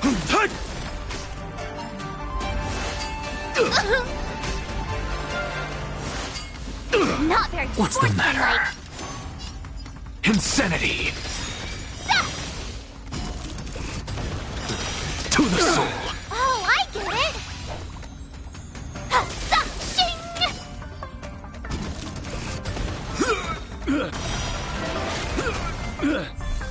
They're lost. Look, with this divine power, I reforge all things! Time to show you what I can... Azure Dragon, White Tiger, less carbs. Watch this! So may the way. Do not worry. This is I'm nothing. just a frail scholar. Insanity! Yeah. To the soul! Ready? Feeling a little dizzy? Ready to shine. Awesome! Now watch this! Yeah, that was sneaky.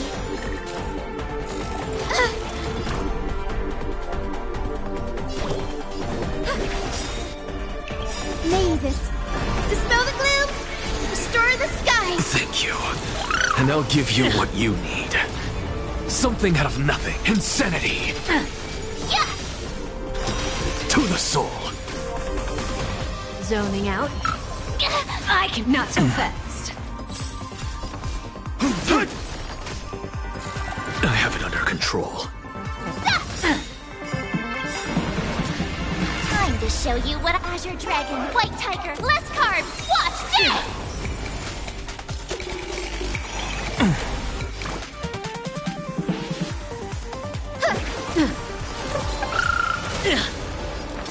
Insanity.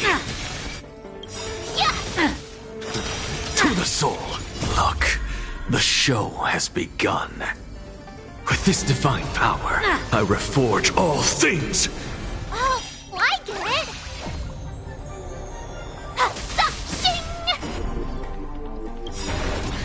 it! Dragons soaring above the lands. This is permanence! Please open up!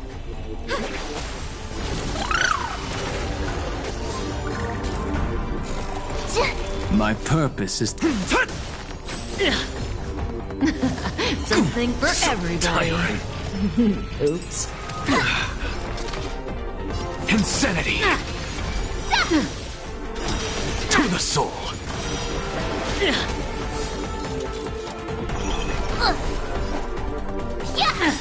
The future is time to show you what Azure Dragon, White Tiger, less carbs. Watch this!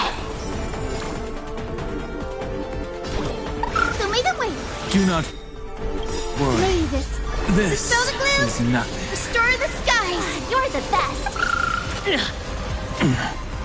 Feeling a little dizzy?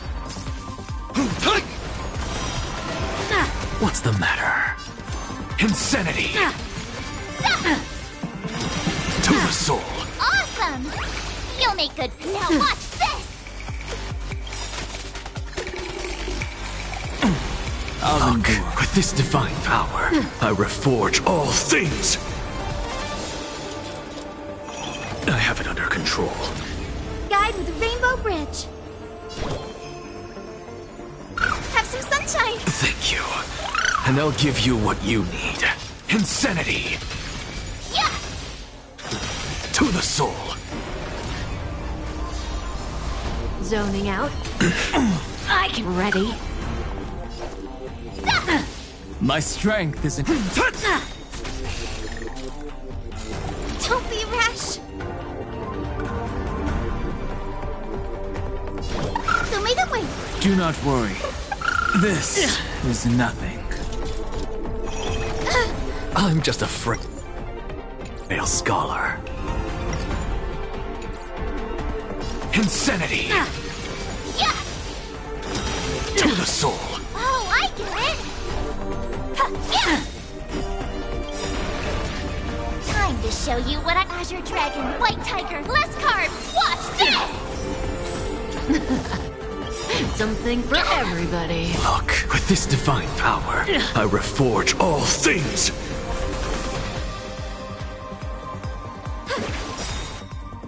May this dispel the gloom. Restore the skies. You're the best.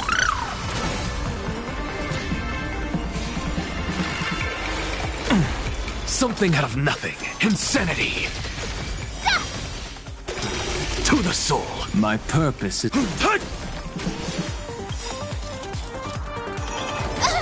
Dragons soaring above the lands. This is permanence. Ready to shine. Yeah. Awesome.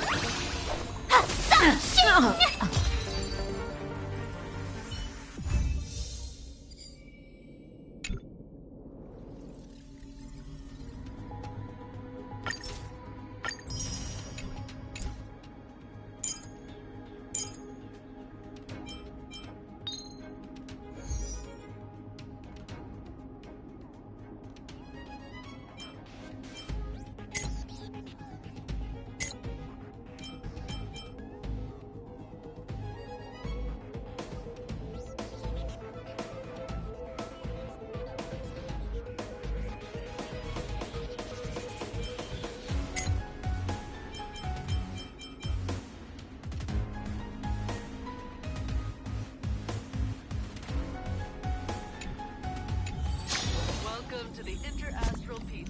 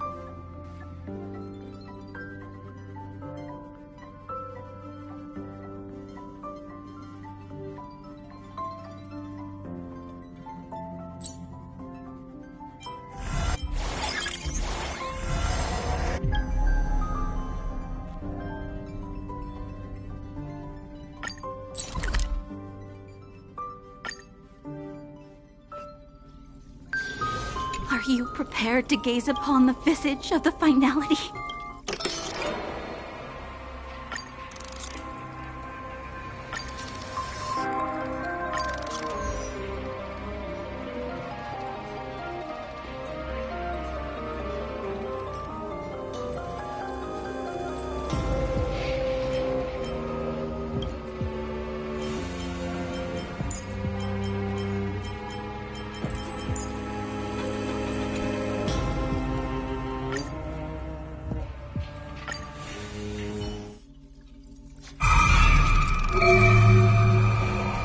No need to hesitate.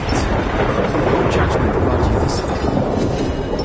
Watch this magic trick.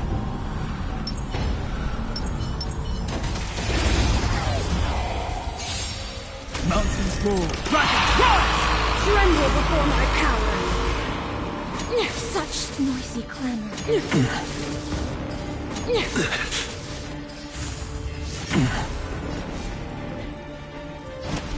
Earth shatters, heaven trembles! Dragons soaring above the lands! This is permanent! Resistance is futile!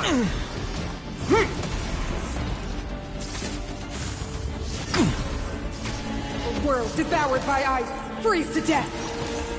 A world devoured by ice!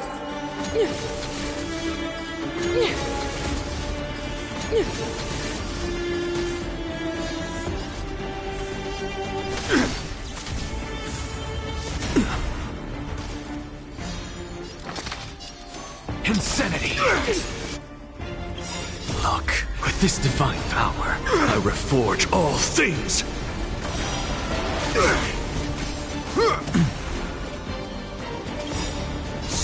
In the abyss's revels, your cries rise!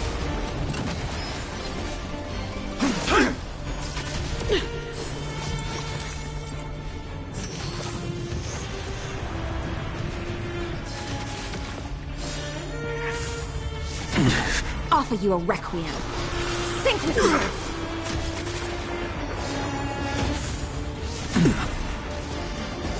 I'm just a frail scholar. Total soul, insanity! Dragons soaring above the lands! This is permanent!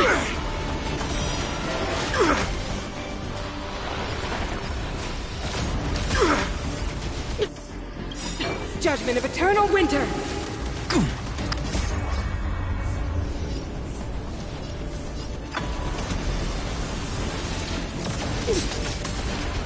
Such noisy clamor. We have the edge.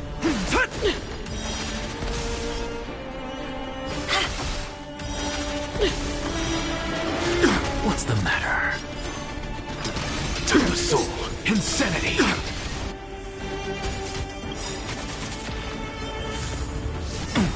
Look, with this divine power, I reforge all things!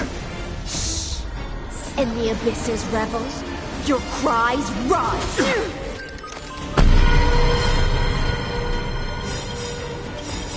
Dragons soaring above the lands! This is permanent!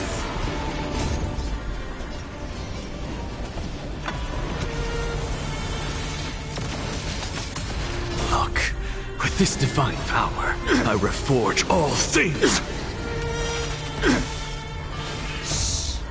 In the abyss's revels, your cries rise!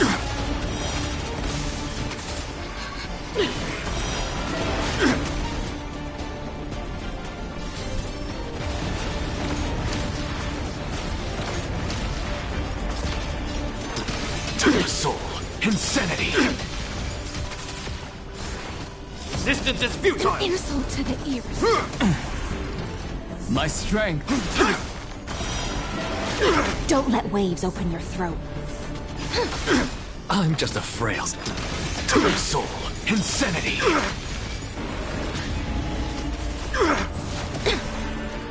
Take courage!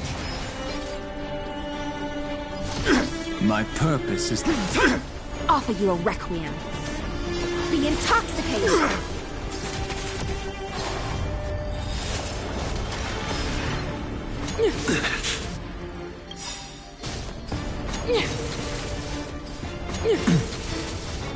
Look, with this divine power, I reforge all things.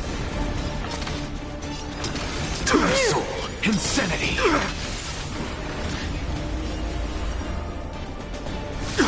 My strength is...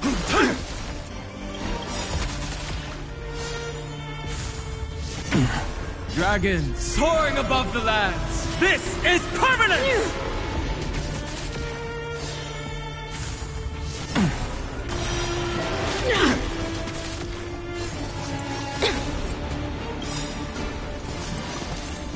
A world devoured by ice. And the abyss's revels, your cries rise.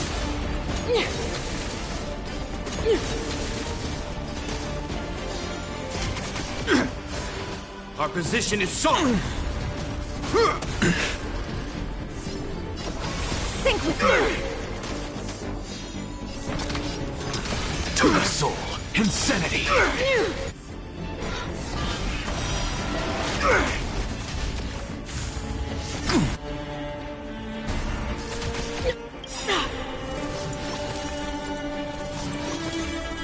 Look, with this divine power, I reforge all things. My purpose is to protect.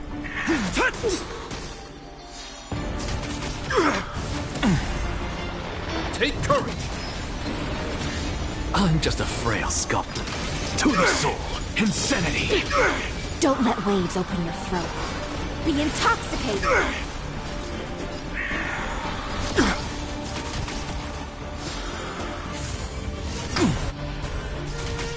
Judgment of eternal winter.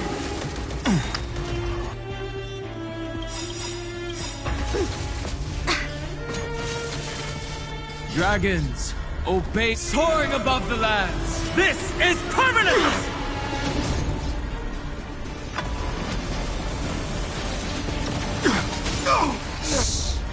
In the abyss's revels, your cries rise.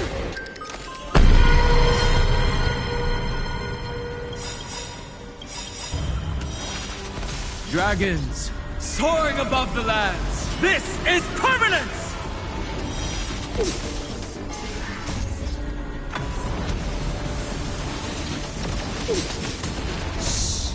In the abyss's revels, your cries rise. Look, with this divine power, I reforge all things. Something out of... To the soul, insanity.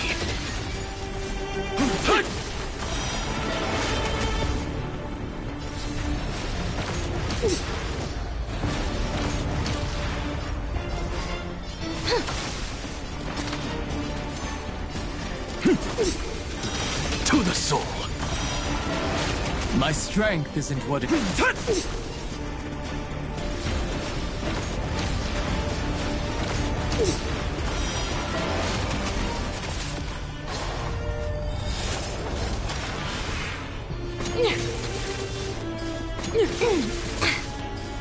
I have it under control. Offer you a requiem. What's the matter? Insanity! Look, with this divine power, I reforge all things! My purpose is to...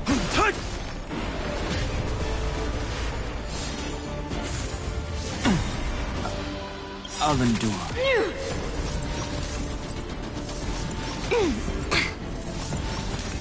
Dragons, soaring above the lands. This is permanent!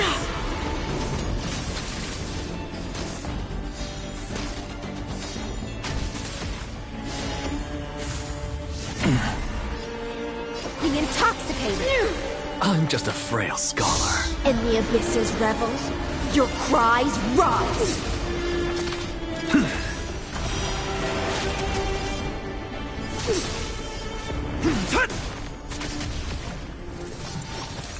A world devoured by ice. The eternal freeze will bury you.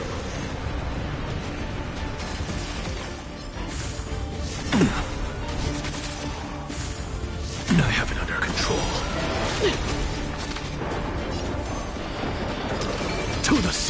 Don't let waves open your throat. Sink with me.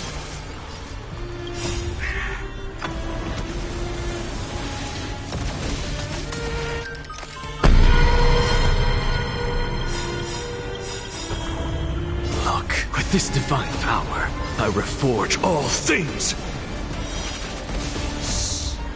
In the abyss's revels, your cries rise!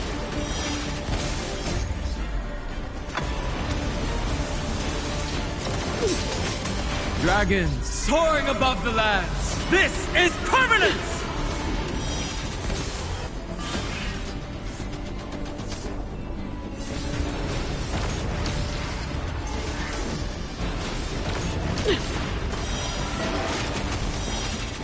We have the edge. What's the matter? Insanity! To the soul! Offer you a requiem. Insanity!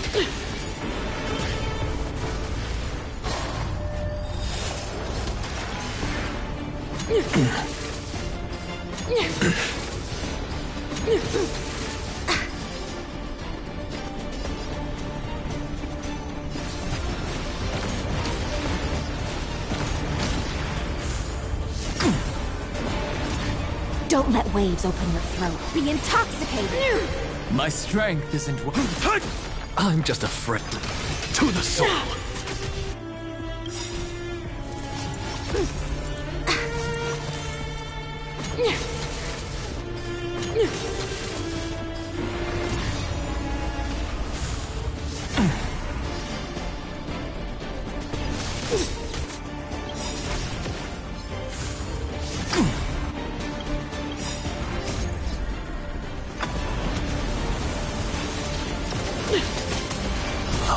This divine power, I reforge all things!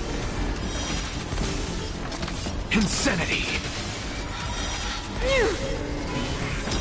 To the soul!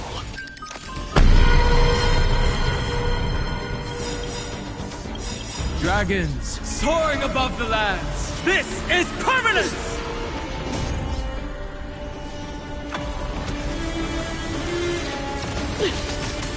Look, with this divine power, I reforge all things! In the abyss's revels, your cries rise! Thrashing and snapping, not worth fearing. Sink with me! My purpose... What's the matter? Insanity! To the soul!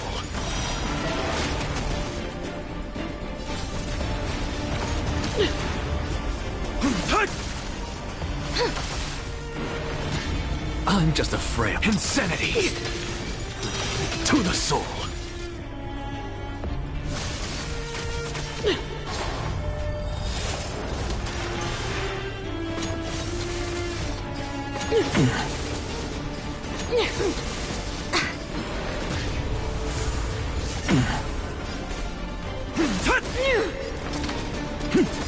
Insanity. Offer you a requiem. Be intoxicated.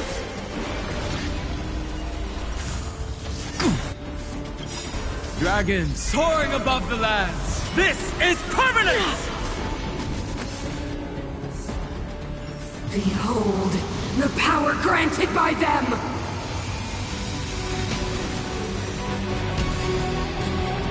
Time for the old world to come. Look, with this divine power, I reforge all things! In the abyss's revels, your cries rise! To brave new world!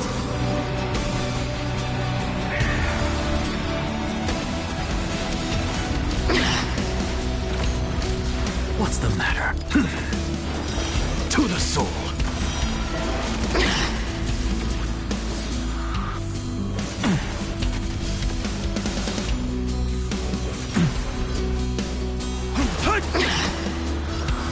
Think with me!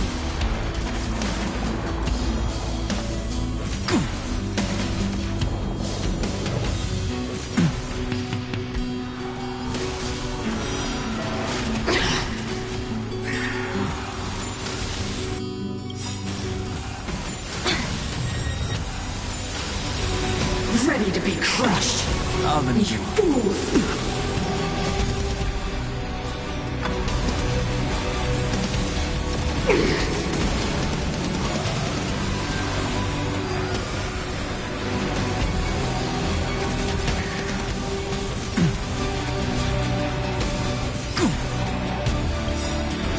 In the abyss's revels, your cries rise! My purpose is to protect.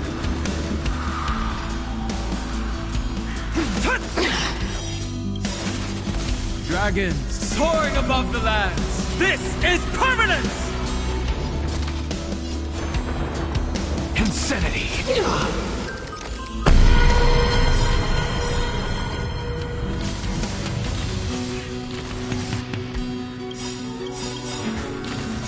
Look, with this divine power, I reforge all things!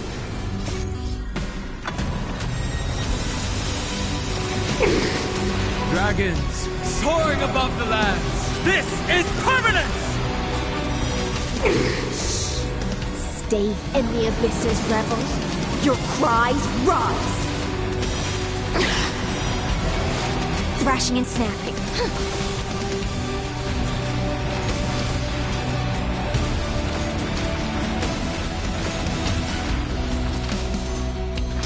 To the soul, insanity!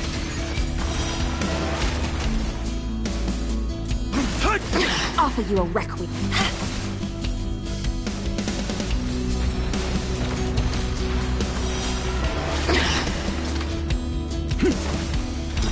To the soul! You will not take away our hope, your brave new world!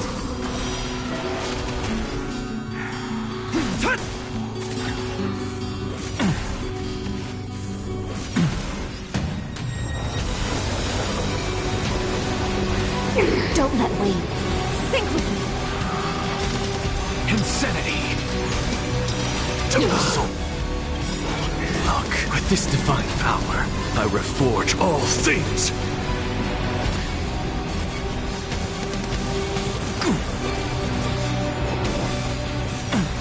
I'll endure.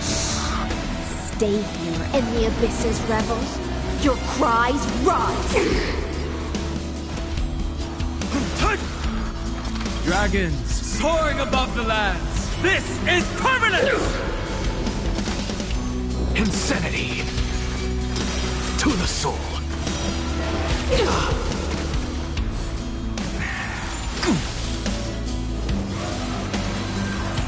The only redemption.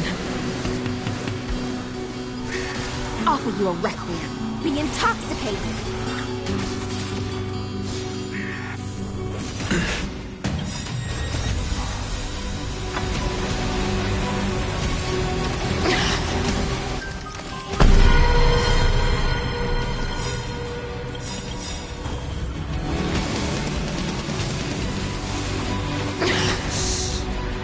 In the abyss's revels, your cries rise!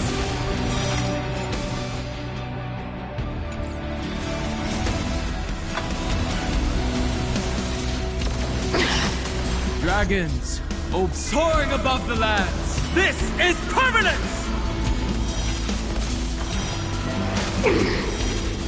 Something out of insanity! To the soul! My purpose is...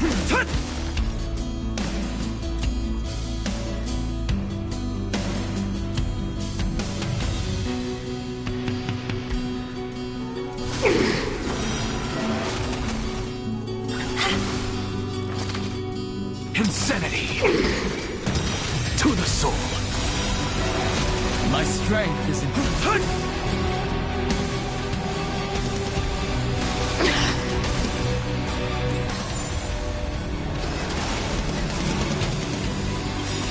Look, with this divine power, I reforge all things! Insanity! To the soul! Don't let waves open your... Be intoxicated!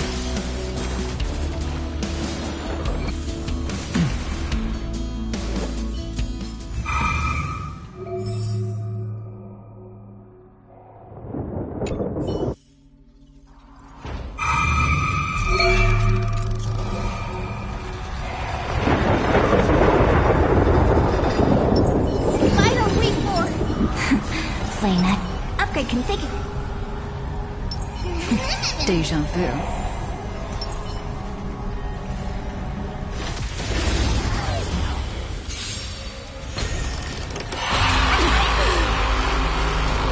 They're lost. The way that went. Break's over. Don't worry, night falls. Good night. Rise and shine. Have some fun. Till we meet again. This is being in sync. I choose you. What are you looking at? Mavis. Dispel the gloom. Restore the skies.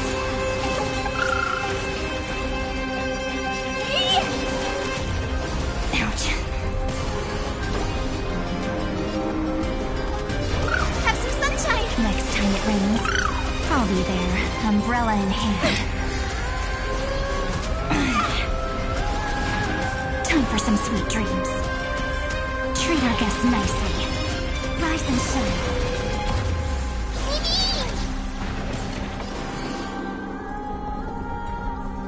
That's mean. Trust me. We can do anything!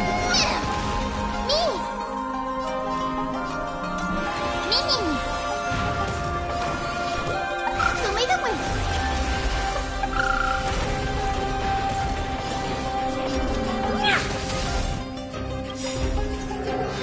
Do you know who? This big diamond!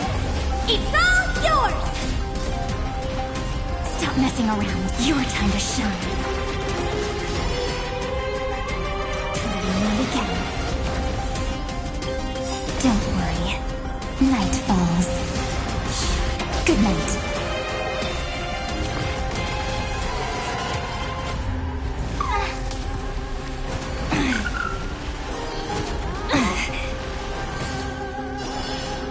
Rise and shine. Have some sunshine.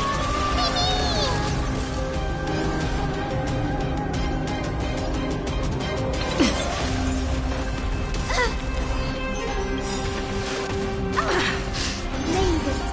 Dispel the gloom. Restore the skies. Break's over. Time for some sweet dreams. Again. Till we meet again.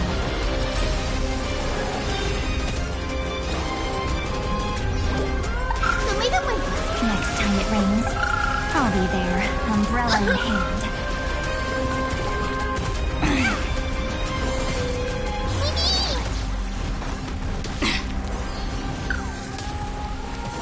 This is being in sync.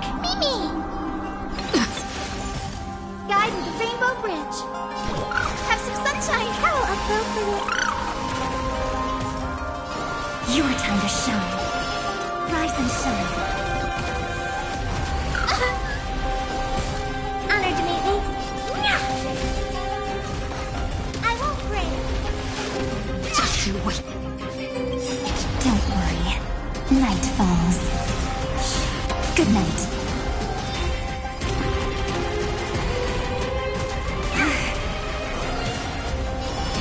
Till we meet again.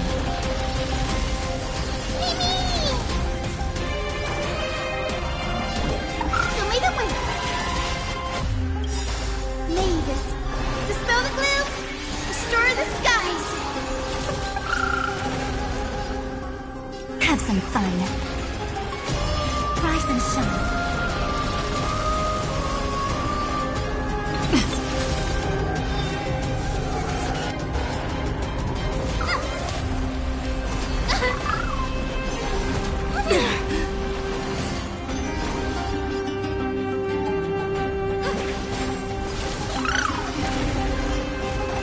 Don't be rash.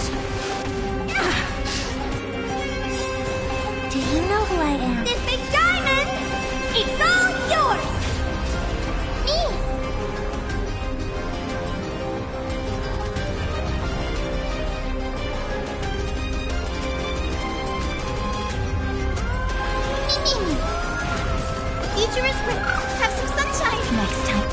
it rains, I'll be there, umbrella in hand. We can do anything!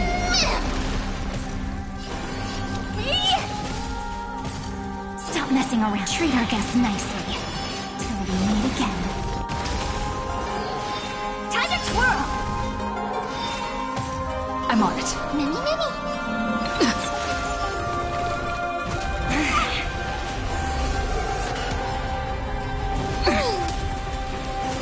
Just you wait. Show me the way. Mavis, dispel the gloom, restore the skies. Mimi!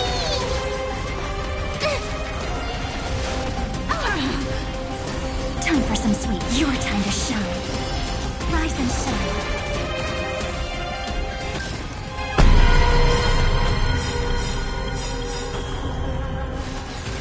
Don't worry, night falls. Good night. You know what? This big diamond! It's all yours! Trust me. We can do anything! Mavis, faint light. Dispel the gloom, restore the skies. Mimi! Please, oh, have some sunshine. How appropriate.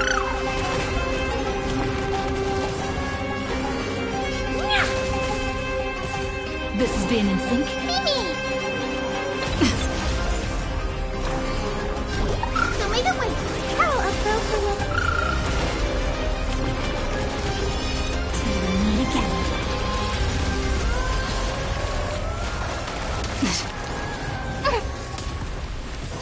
Stop messing around.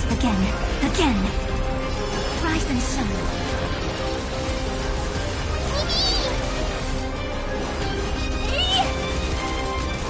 Guide me. Have some sunshine. I'm on it. Mini.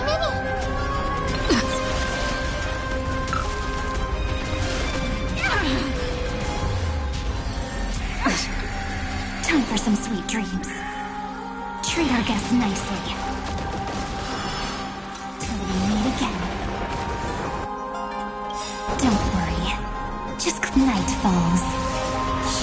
Good night.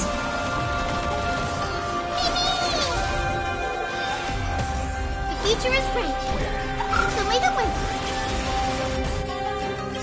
Mavis, dispel the gloom, restore the skies. How appropriate.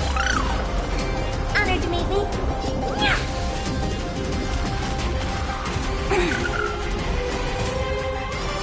Rise and shine. Have some fun. Till we meet again. This is being in sync? Mimi! Gotta stop them here. Mimi! Guide with rainbow ray. Have some sunshine. How appropriate.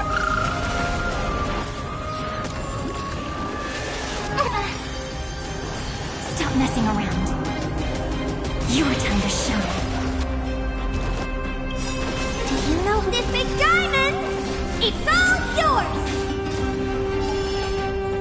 Rise and shine. Don't worry, night falls. Good night. That's mean. Trust me. We can do anything! Mimi! Time for some sweet dreams. Again. Till we meet again.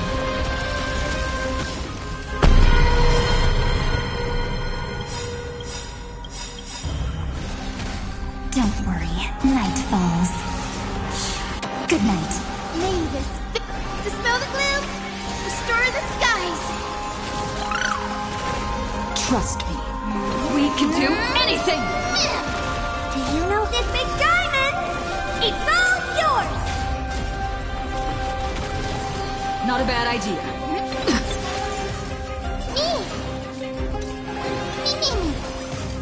Stop messing around. Have some fun.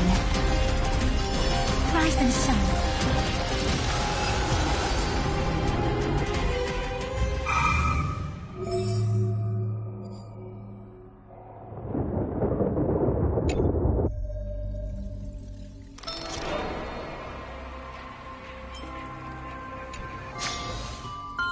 form of the unknown causes...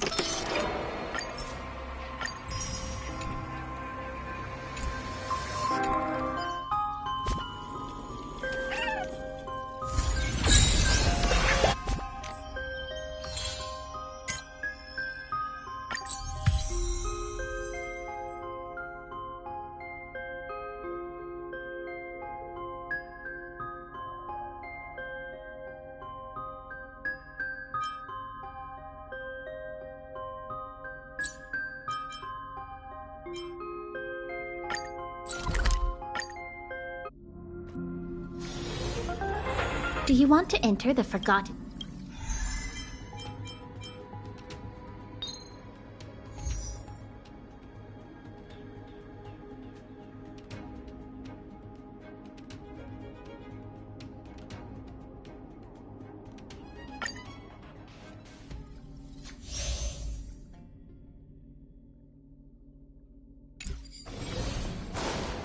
We need a strategy.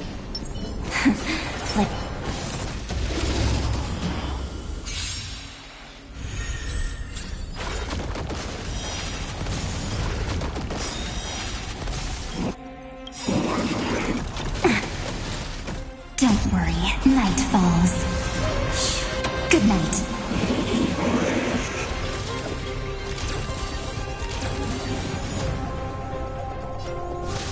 What a headache. Time for some sweet dream. Again. Till we meet again.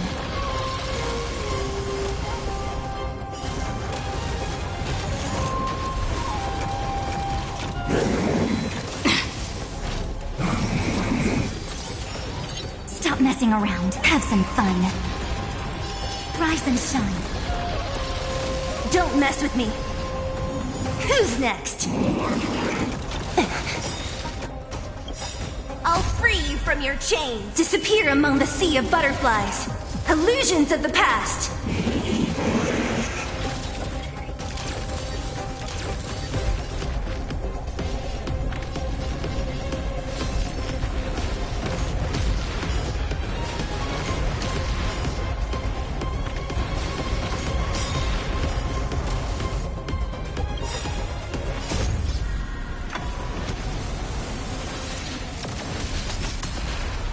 I'm on it. I choose you.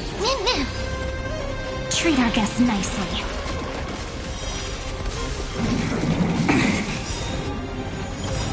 Don't worry, night falls. Good night.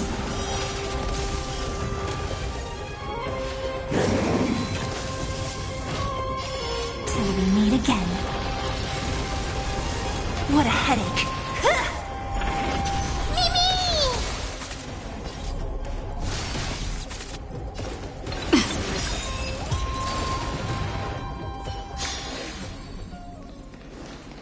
I'm not built for this.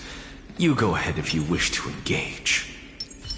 A will of metal and... Any fish taken the bait? Peach blossoms and divine... Watch this magic trick. Earth shatters, heaven trembles! I'll stand in their way. Ready to shine. Here you go, Master! Time to show you what I can really... Azure Dragon, White Tiger, less cards, watch this! Insanity!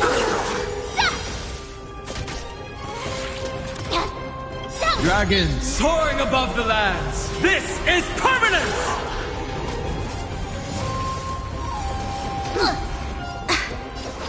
Think with me. Utterly the net.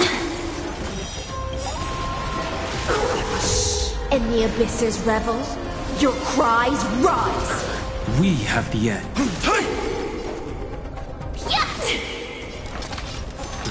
To the soul! Insanity! Oh, I get it! Now watch this!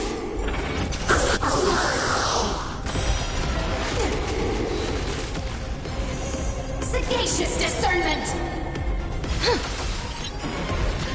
My I'm just a friend. To the soul! Yeah! Insanity! Ready to shine. Time to Azure Dragon, White Tiger, less carbs! Watch this!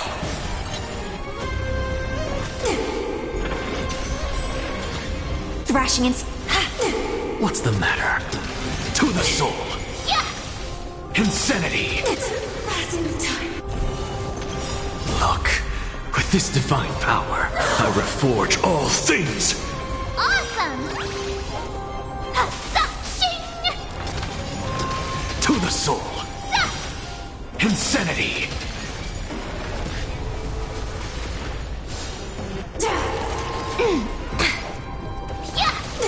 Oh, I get it! Watch this! My strength isn't Time what to it show was. you what I can. Azure Dragon, White Tiger, less carbs! Watch this!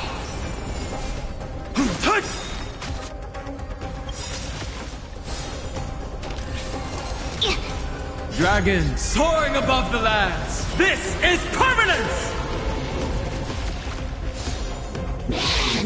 I have it under control. Thrashing and snapping, not worth fearing. Be intoxicated! Utterly pathetic. To the soul! Insanity! You'll make good practice. Yeah!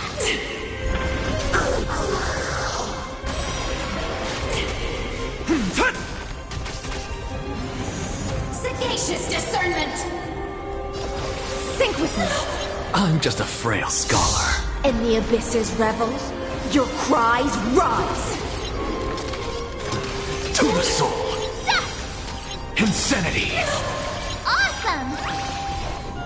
Now watch this! Yeah, that was neat! Look, with this divine power, I reforge all things! To the soul! Yeah! Insanity!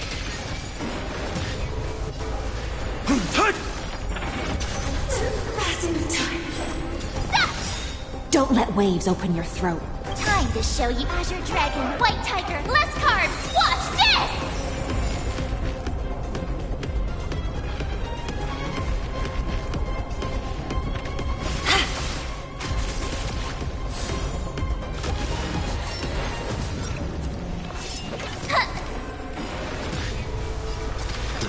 To the soul! Yeah! Insanity! Oh, I get it! Shing!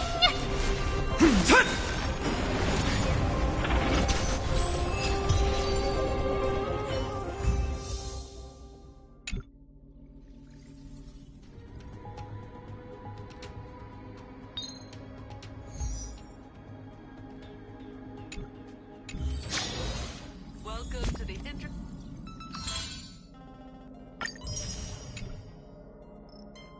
Astral Peace broadcast. Good evening, everyone.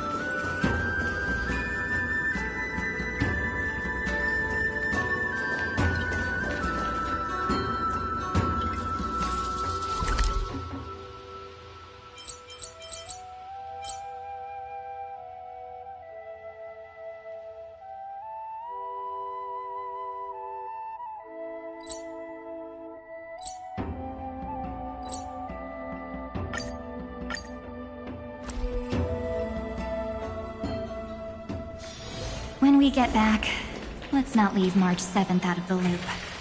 All right.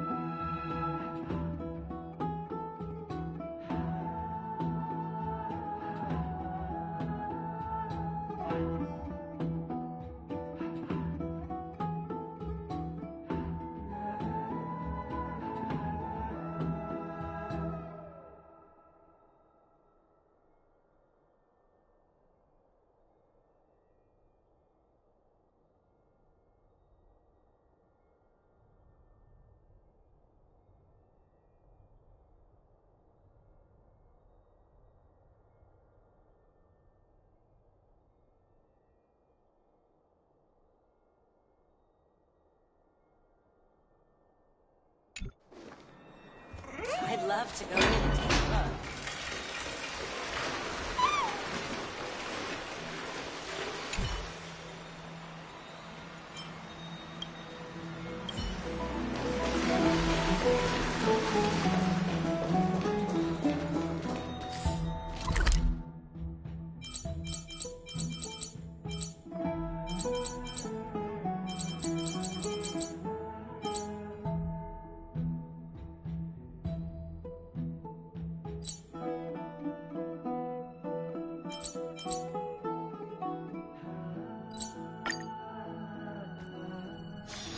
When we get back, let's not leave March 7th out of the loop. All right.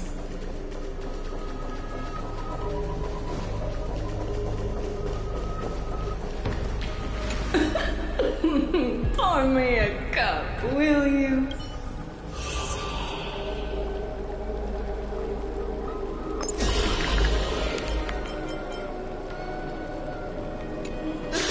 Ambrosia! Ambrosia!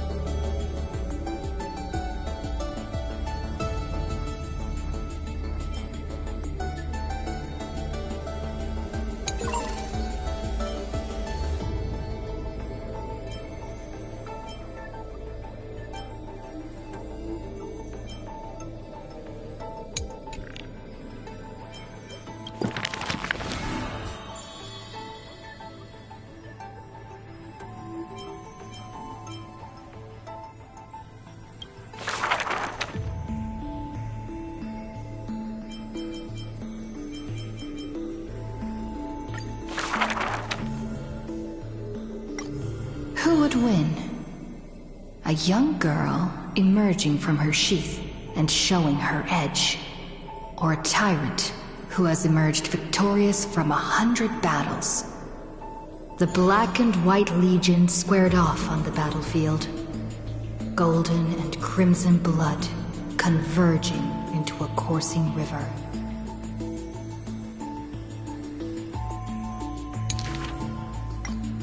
The leader herself actually dares to step forth and face peril? The tyrant charged toward the exposed gap in the king's flank, and instantly fell into a trap of raging flames and iron rain. On the board, the king too is but a chess piece. If the king does not lead, how would any dare to follow? She lifted the king of the crystal pieces high, as though proclaiming the ascension of a new king. Who would win? The holy city that stood for 1,000 years?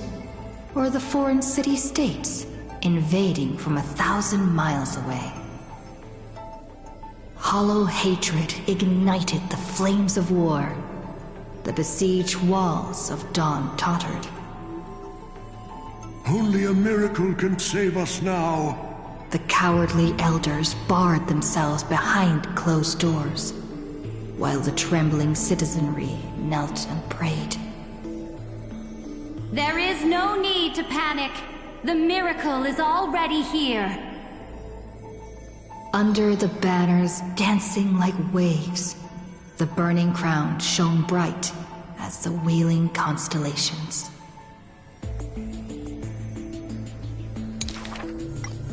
Who would win?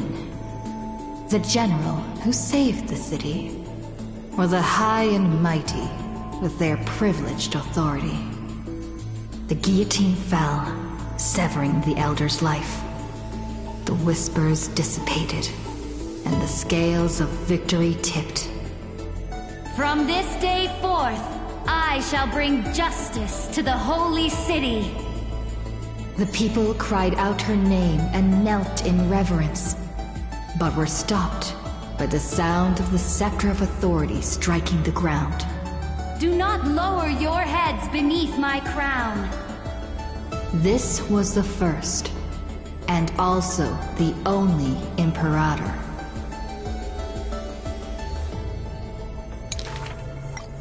Who would win? The heroes bursting with ambition, or the omnipotent gods? The Imperator issued the decree! The start of the Flame Chase journey is at hand! Perhaps drawn by the grand design to welcome the Era Nova, or perhaps convinced by that king's great renown. Righteous warriors from across the land gathered before the Imperator's throne. On the day the journey began, the sky was an expanse of fluttering banners. The people gazed upon the overwhelming military alliance, a golden city reflected in their eyes.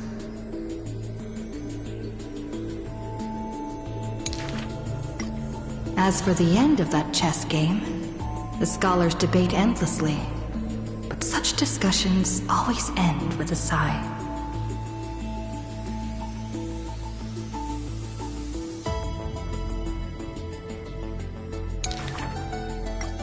The invincible Imperator faded at the pinnacle of power. The crown's flames extinguished in the lake. The banner, once revered by the people, along with the broken spears of the heroes, now a tomb. The people said, "Even the sovereign that conquers all before her is no match for fate." Yet she said, In a war with fate, has there ever been any justice?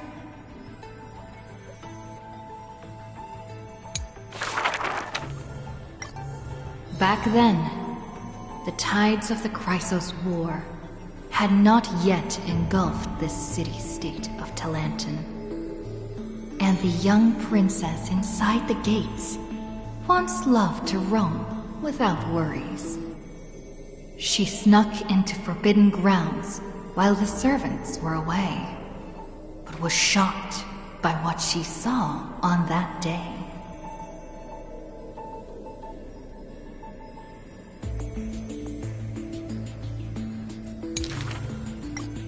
A chessboard, a stack of pieces, and a strange woman.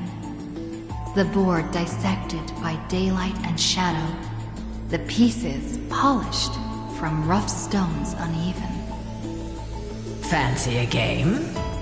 If you are my match, then I'll call you my friend. The stranger's voice was husky and coarse. If you can beat me, then I'll call you my teacher. The princess proudly retorted.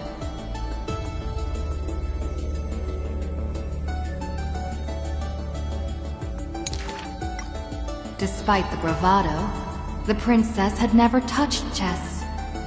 The defeat made her study in earnest, acknowledging the other as a teacher. First, she learned the knights, bishops, rooks, and queen. Then, how to defend, attack, capture, and checkmate. I have learned all there is to learn. Barely out of childhood, the princess raced into games of chess. Those who looked down on her faced many losses. Those who glorified themselves forfeited in a mess. At her prime, none could rival her at all. But she still recalled what the stranger said. My origins bring dark omens, so never tell others where your teacher is from.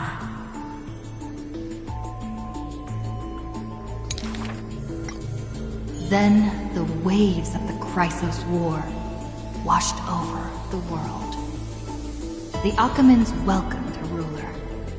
She was deemed Imperator and loved to play chess with herself. She regarded all things as pieces, whether Chrysos heirs or Titans magnificent.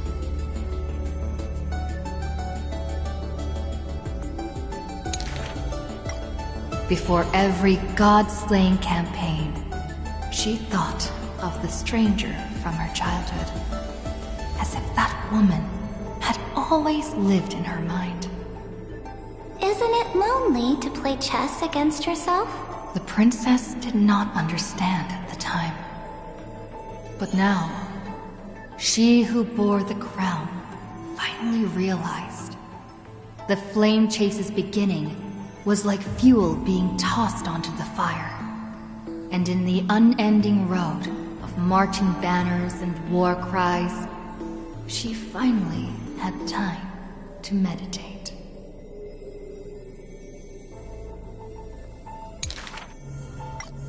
There were often jesters behind the king, curious about her past in her old city, lost to time. One claimed the Imperator was cruel, executing her own teacher. Another stated the Imperator was biased, learning from an enemy hostage. Many such rumors abounded, with no origin found.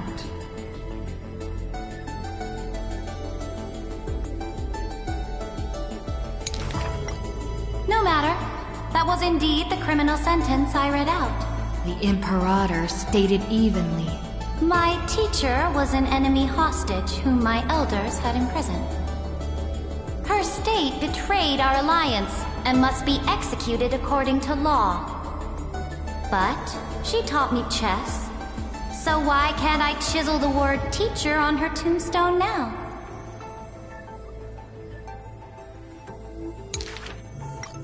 When the princess personally cleaned up the possessions of the dead, she caught sight of an incomplete game on the ground.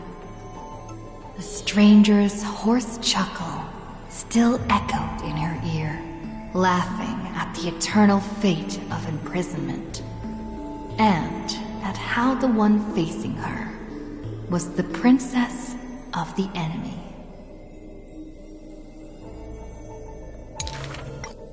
Is this your final game for me, my teacher?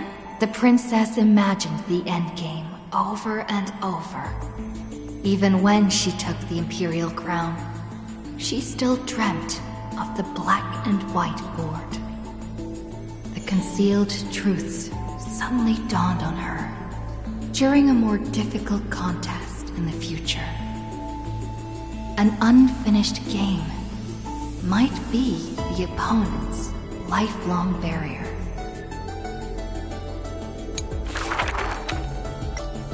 The Imperator's armies stormed into the northern states for the first time, passing through city gates scorched by war.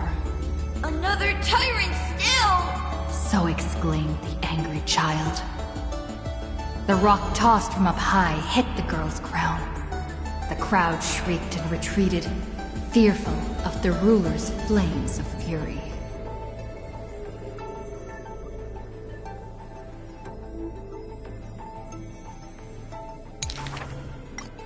The girl reached out, not to straighten the crown on her head, but to help up the child shivering in dread. I heard in the old laws of this land, whoever assaults the crown shall be punished. But I wear another land's crown. And your old laws should also be abolished. After many days, the Gold Weaver discovered in shock that wearing a crown or a hat to the side was now this land's fashion, likely to remain with the Imperator's name in tradition.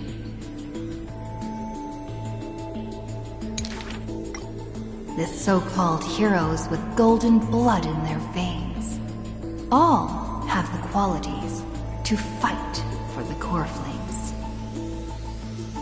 Who's to say this was not the gods' plan?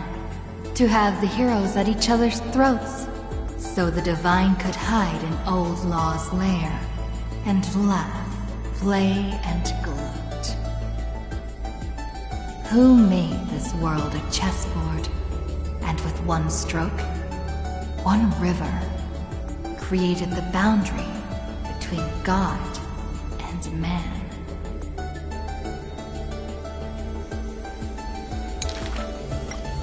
Dux Gladiorum, Dux Carminum, Dux Helcalithist, Dux Fragoris, Dux Brumalis.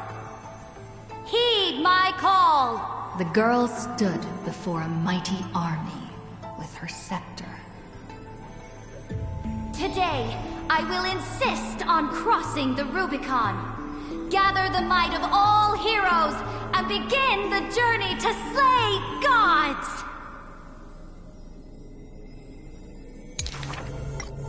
Half of the core flames were now in her hands, and the hidden trickery Titan stirred, leaving taunts.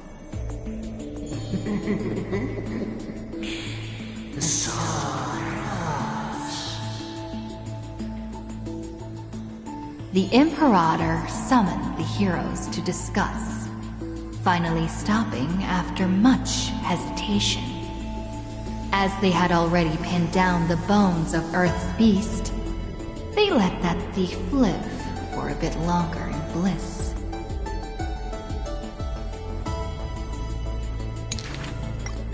The warrior of the fractured blade laughed boldly. Our sovereign is good at open strategies and struggles with trickery. But where is that live fish? The Imperator replied with a chuckle. Her? She probably disliked the scent of cats and submerged herself in the baths.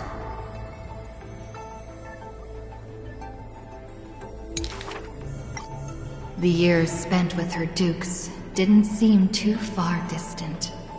Yet, only after the end of many wars did the heroes discover how the Imperator's form walked more and more alone.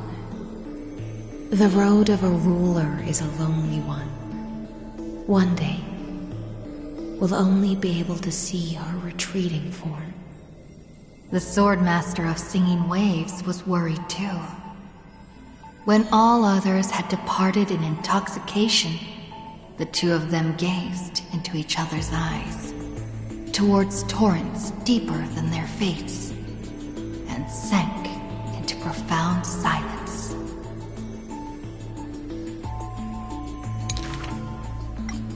Drink one more cup with me, my dear follower. In the end, the Imperator first broke the silence. When compared to the taste of salt and blood, I sometimes miss your ambrosia.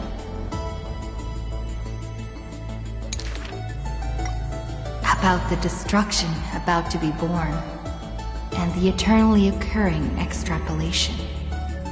The Antikytheran spoke of all this in words unceasing. So this is the old world I must fight against. The girl's expression bore no sorrow or tragedy. Instead, she looked more solemn and ready than ever. Whoever stated that two kings could not meet face to face in chess? I am the sovereign of Akama. I once faced the gods.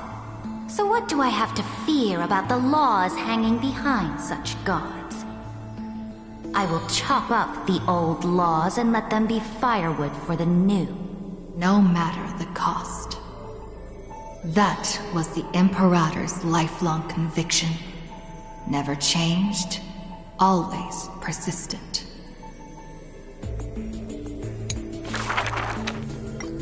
I dreamed that the Imperator's statue stood before the world-wearing altar, her gaze level with that of the gods. Then, blood gushed out from the statue's orifices. The people, in cheers and elation, washed their hands in that golden blood. The tyrant's life will end with violent death. None will weep, and all will cheer as her statue topples.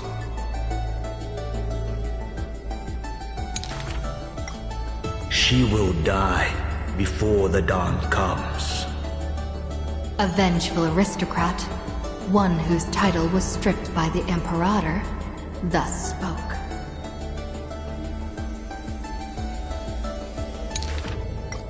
We cannot agree with your excessive deeds.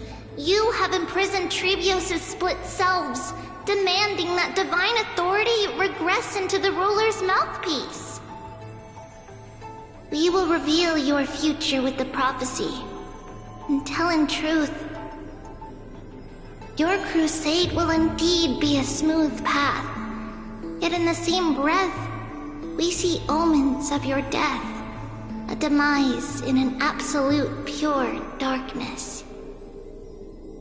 Even so, please excuse us, as our eyes continue to be drawn to your crown's flames. Dux Fatorum. We don't exactly hate that name. In the name of Yanisopoulos' priestess, Holy Maiden, and Oracle, thus spoke the Imperator's Dux Fatorum.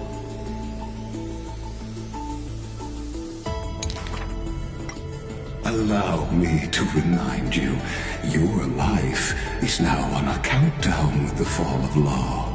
And you will become law. I must confirm, is our deal still going strong? Is the future I promised you more satisfying than the future in the prophecy? Ah, you are as resolute as always. Good. Oh, as ever, this prison of gods, amphorious and all mundane in average worlds, needs someone like you, a daring ruler.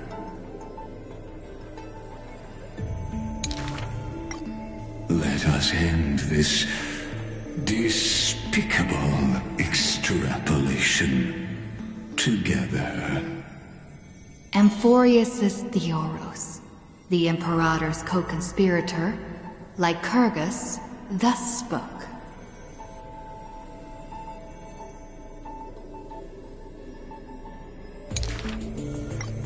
The Imperator betrayed the Flame Chase Alliance. And I was the sinner who paved the way for her achievements.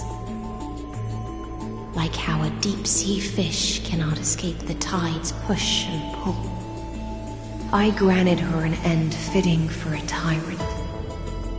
Her dying smile, gazed towards my tear-swelled eyes.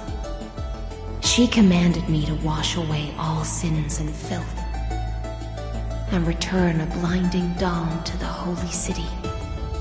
She commanded me to set up stones and monuments, in lightless seabeds to commemorate our friends.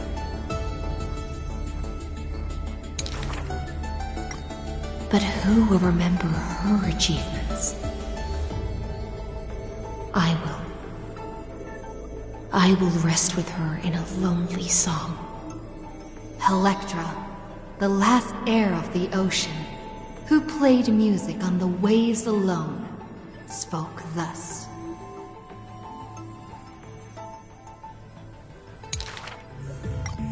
Please record the truth of my life, dear author. No need for words of praise or solemnity. Just as I once instructed Dux Carminum, the histories of rulers are not for recording our merits, but for warning future generations. As for why the Imperator died, and what reproach she would face in life and death, those should be left for the new world to judge.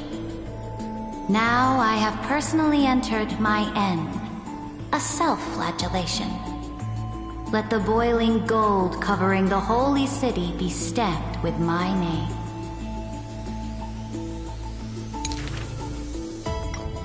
For I am certain I have won half a move against the gods. And this unfinished game will be left to the future to reach completion. Ceridra, the only Imperator the Holy City had ever seen, spoke thus.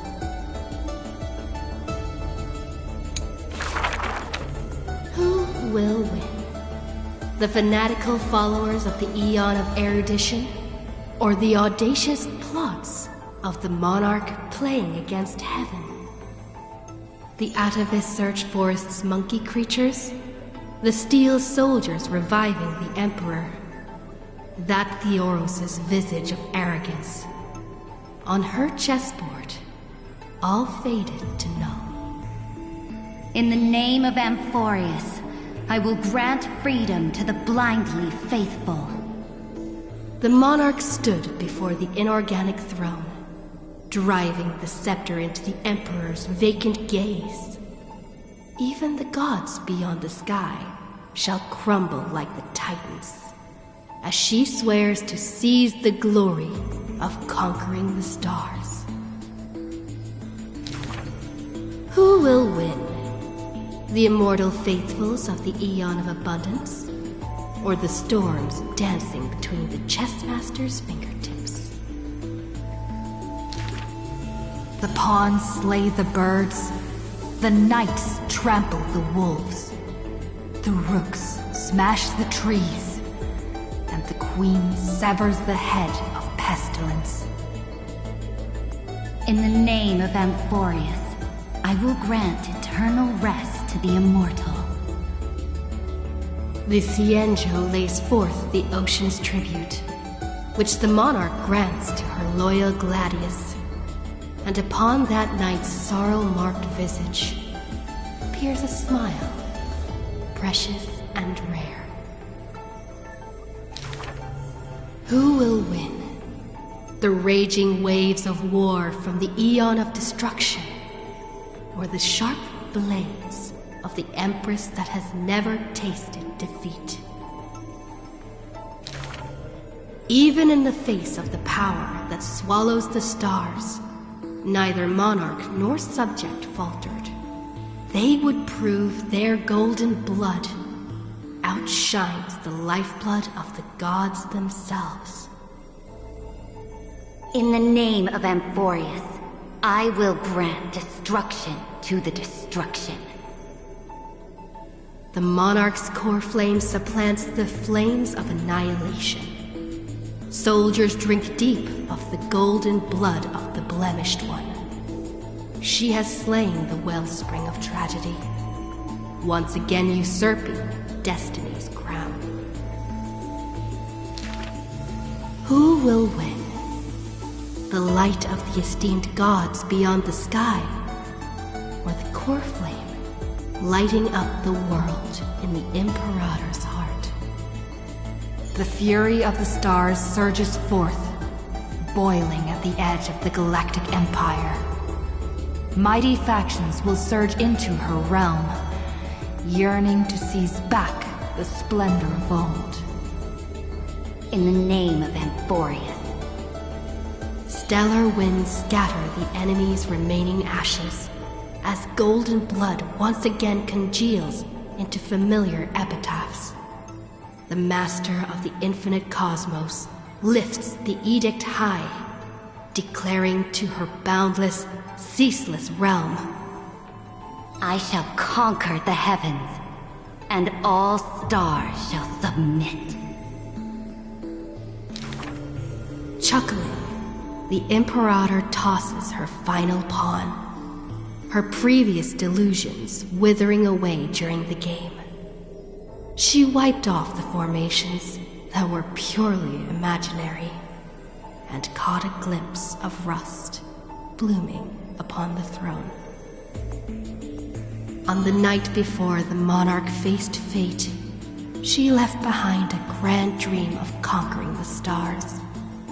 In time, she shall become but a humble pawn, so that this grand illusion retains a sliver of truth. This world's game is nearing its conclusion, but in the distant future, for the raging and burning ambition, for the flame chase through 30 million creations, for the Imperator's realm and all her citizens. Who will win? I will win. Amphorius will win.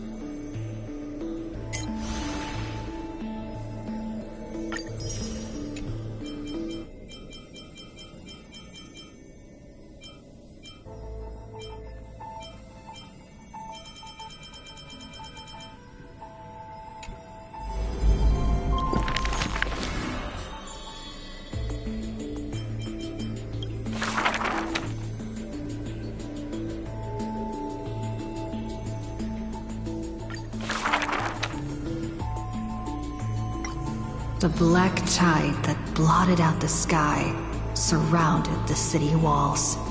The soldiers manning the walls battered from battle. Melodious chords of music were suddenly heard.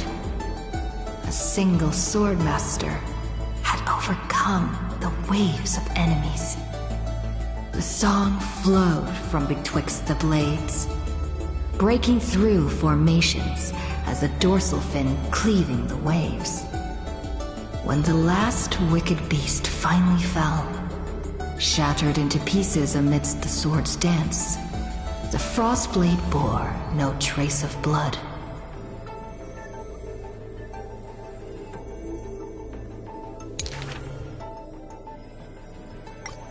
The legions of heroes under my command are as vast as the sea, yet lack a formidable sword banner. The commander extended a hand, inviting the musician to join. Should a fish separated from its school glimpse a faint glow, it will swim toward the light. The Swordmaster clasped the commander's hand, as though gently grasping the hilt of a keen blade. When the spray of her waves extinguished the fires of war from the holy city, a golden name was engraved upon the stone pillars. The former commander burned the crown to become king.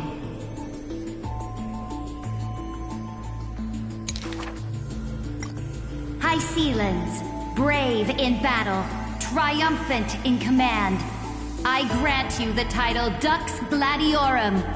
Let us all forge ahead together.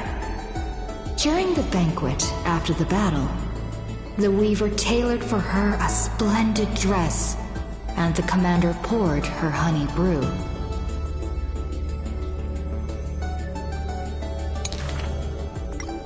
Her golden-blooded comrades gathered about her, chanting her new name, urging her to play that splendid music. The candlelight danced and mingled with flowing drink, swords and song ringing out in unison. Yet none knew that was once a lonely melody from the deep sea. The music of revelry continued for a long time, until the whispers of conspiracies were buried in the songs, until the roars of lethal struggle shattered the music. Legend holds that they who bear the weight of a pillar shall one day return to where it stands. Those who tug at the earth shall end amongst the mountains. Those who sow dawn and dusk shall remain eternal in the sky. And she would once again return to the pitch-black sea. And she would once again sing her music alone. The bountiful ocean, with the banquets of bygone days, stir as futile bubbles at the bottom of a glass.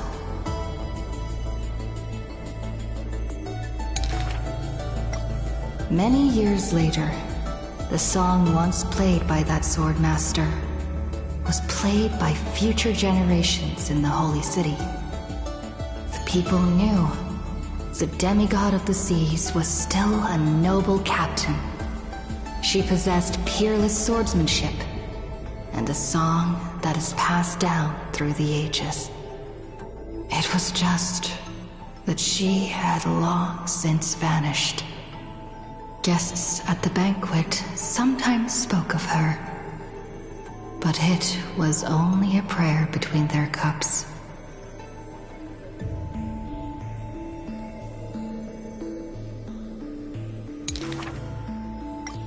High Sealands, melody of the waves, bless our night that we may drink deep and dance till dawn.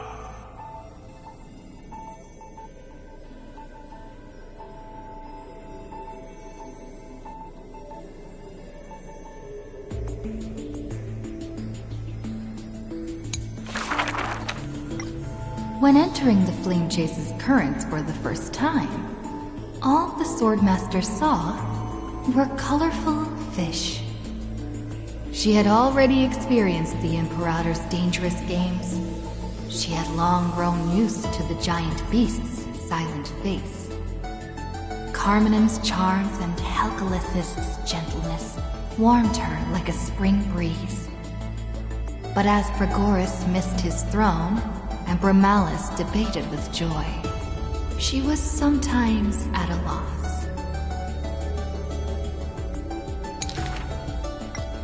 Occasionally, the Swordmaster would sink into hesitation, and even that messenger of fate could not get her to laugh.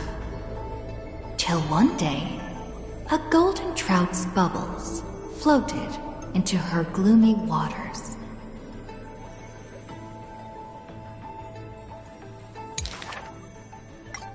In that holy city where golden figs grew, the messenger of fate led to her a maiden dressed in glamorous gowns. kind of clothes are you even wearing? The girl snickered behind her hand, while the messenger pulled on her sleeve. Aggie, don't be rude! Such hubris, delicate fish. Are you not aware that there's food on your face? The messenger's eyes opened wide. Aggie, you've been snacking behind my back again! Exposing me like this! I'll get my revenge. The girl ran away in a fit.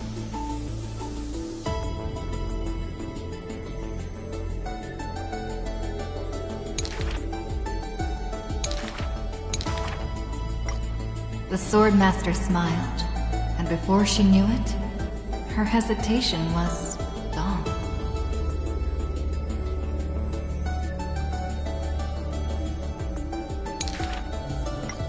After that first meeting, the richly dressed girl often came in greeting. So, you really came from the Sea of Souls? Do all the children of the ocean dress funny like this? The Swordmaster did not chase the girl away, but also did not respond. So the girl used her hands to meticulously measure the Swordmaster's torso all around. You can't be seen like this. I'll send you a new dress. Some days later, the Swordmaster appeared in finery at a ball. All were awed by her splendor, with only the Imperator thinking in wonder. How rare to see you like this. Oh, so lonely, Gladius.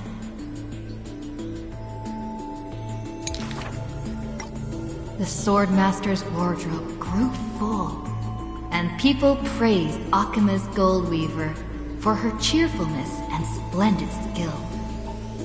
But only the Swordmaster noticed that the smile on the girl's face gradually faded as the flame chase progressed. The calamity of lands asunder added to the girl's weariness. The Battle of the Grove robbed the light from the girl's eyes.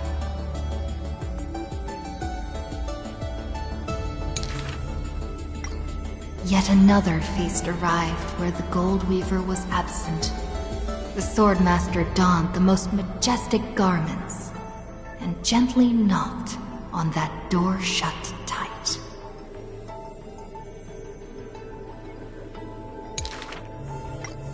The singing voice of Dux Gladiorum hailed the prelude of the feast. Guests clamored and cups clinked, and only the Goldweaver had no thought of enjoying the ambrosia.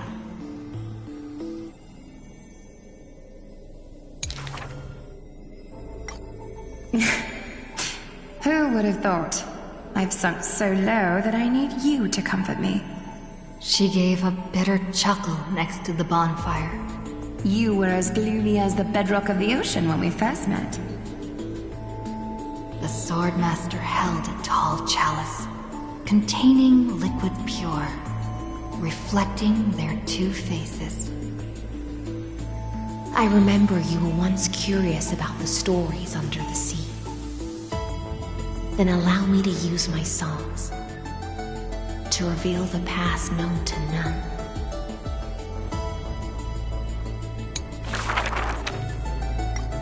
In the depths of the Sea of Souls was a kingdom of dancing ghosts. Its residents all had melodious voices, and music enveloped every ocean current. For the queen loved her people deeply, thus drowning out all sorrows and leaving only feasts and twirls. Only one rocky castle was silent, one belonging to the princess of the ocean, a princess named Electra.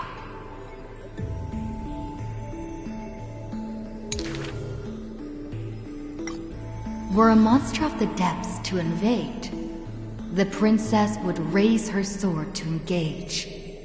The people always rang her triumphs before she returned, for her swordsmanship was superb, never suffering defeat.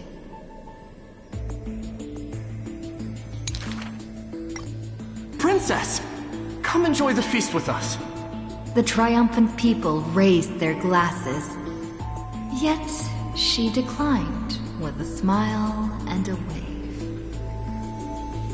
The children of the sea thought she was shy, but little did they know that in the dead of night, her castle too echoed with music. Though that music was loud, twisted, and invoked spite. Before a song even finished, the princess was already biting her lips, and the sea foam brushed away her tears.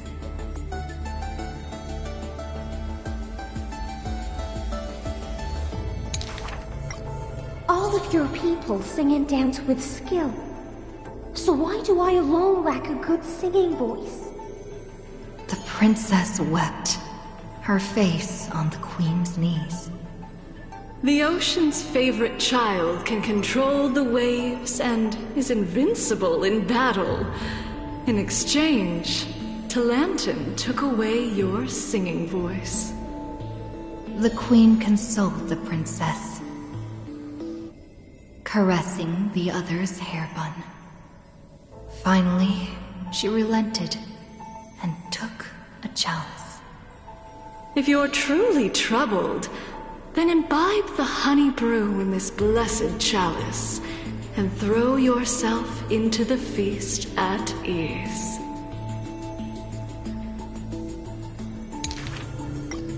The liquid in the cup sat still, reflecting her loneliness. Princess, come sing with us! The people outside her window invited her warmly still.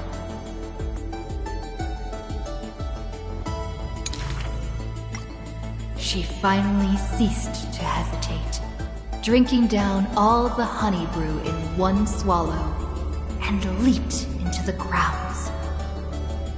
She played music and sang, smiling and dreaming. When her song was over, it felt as if waking from a dream, and the people rushed to raise their glasses. But as soon as the honey brew touched her lips, the princess plummeted to the ground, and her cheeks became rosy in drunkenness.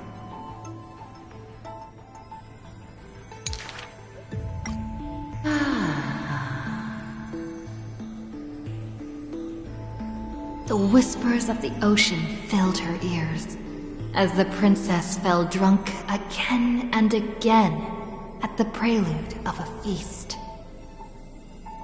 Seems like you still have not been able to get rid of that curse. The gold weaver softly took the cup away from her hand. If you want to enjoy yourself to the fullest, then leave this honey brew till the very end. She smiled, then tilted the cup towards the gold weaver's lips. Even if one is burdened with imperfections, I beg you to remember not to refuse that sip filled with fantasy and dreams.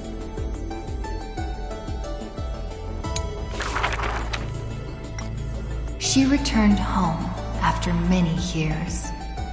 The princess of the ocean stood alone with her sword drawn, stepping over the blooming blood of her peers. Before her, the creator of the sea sirens and the mother goddess of feasts was already sinking into the drunkenness of imminent death.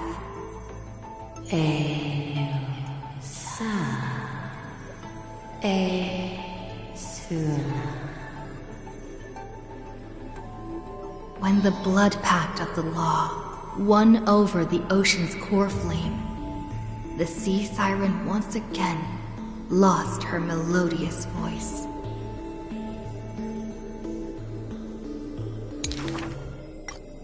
I am willing to accept the final Imperial command. But it is a pity that our feast was ultimately a mirage.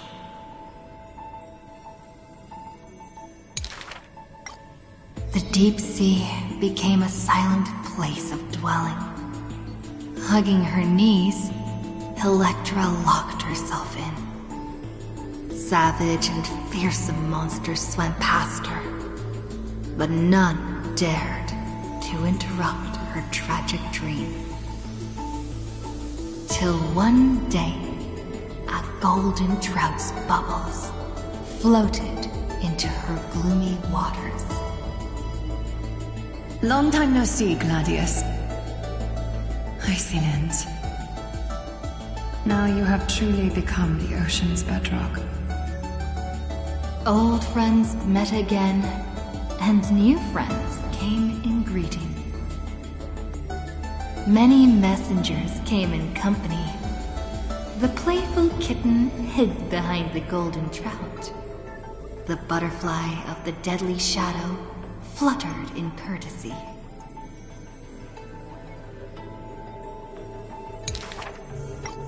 If you don't mind, the resplendent pearl sparkled.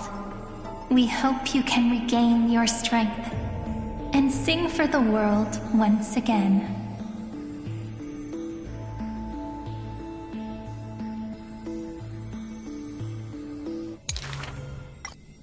Electra raised her violin sword in doubt, as the strings had long ago rusted and snapped. But a few golden strands cleansed all the filth around her, then stretched out to become new strings. The golden strings showed Electra that the world she loved was not yet silent, and the journey of deliverance continued still. Yet the path to the Sea of Stars would not be a carefree feast.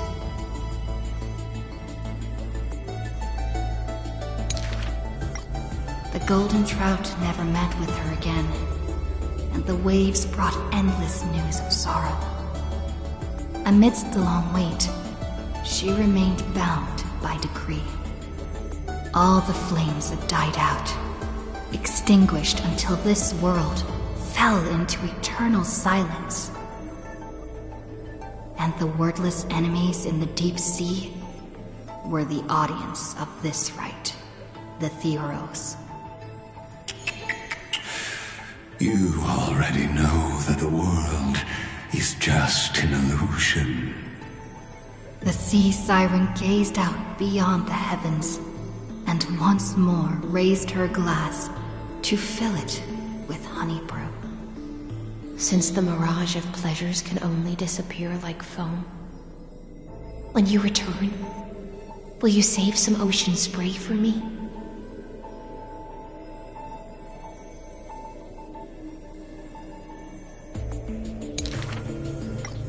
This was a city of festivities, where never-ceasing songs eternally filled the air. Chrysos heirs, demigods, and mortals all came to feast from the four corners of the world.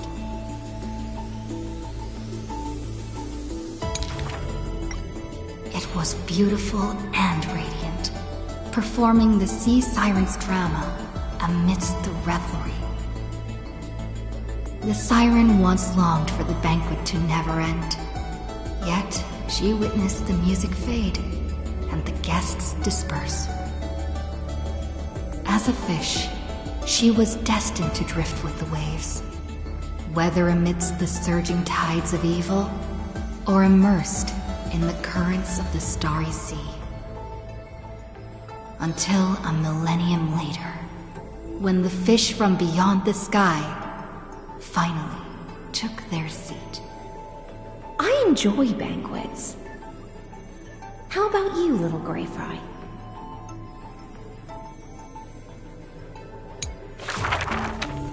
Having beheld the monarch's gifts, she fulfilled her demigod's destiny.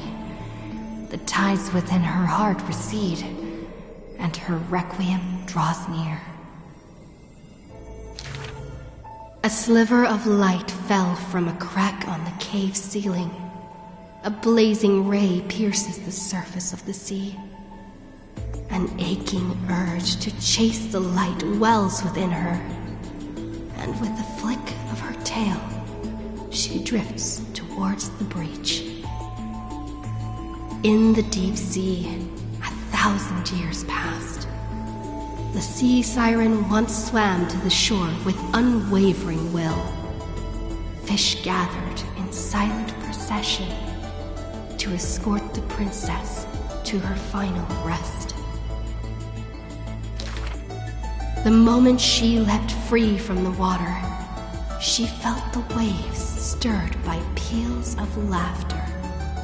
Mirages of her friends shimmered and faded, and songs of joy rang out from the shore, just as she had wished. Dux Fragoris sliced the Droma's flank with a time-worn edge. Dux Brumalis cast an icy chalice, steaming with the breath of frost. Dux Halkalithist brimmed her vessel with honey brew, while Dux Carmenem unfurled a scroll of new verse. At last you have arrived, our belated musician. The gold weaver's silver needles hover in the air, weaving beautiful outfits for her. Electra accepts the gift that does not exist, as salty water wets her new attire. She knows this is not reality, just like the world she loves, mere foam in the sea of stars. Even so. She drank down the warm glow in the cup, as intoxication flew from her fingers into music and song. In the drunkenness granted by her mother, in the dream granted by that drunkenness, in the feast granted by that dream, I too shall have my fill of feasts. Now sober, she begins one last song. The musician plucks her strings in the spring, and the waltzing hem stirs the water into waves, revealing memories in throngs. She sings of the once awakened Titan, how the princess accompanied the queen to swim in azure waves. She sings of the confident and dashing monarch, of loyal knights who marched with the Imperator to seize the solemn states. She sang of the one destined by heaven's will, of demigods who bore 1,000 years of watch for the hero.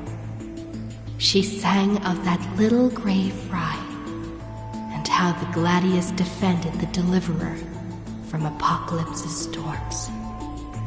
She sang of herself, a cup made of fish bones, ever waiting for someone to banish the nihility within, pouring the honey brew of fate for her to the brim.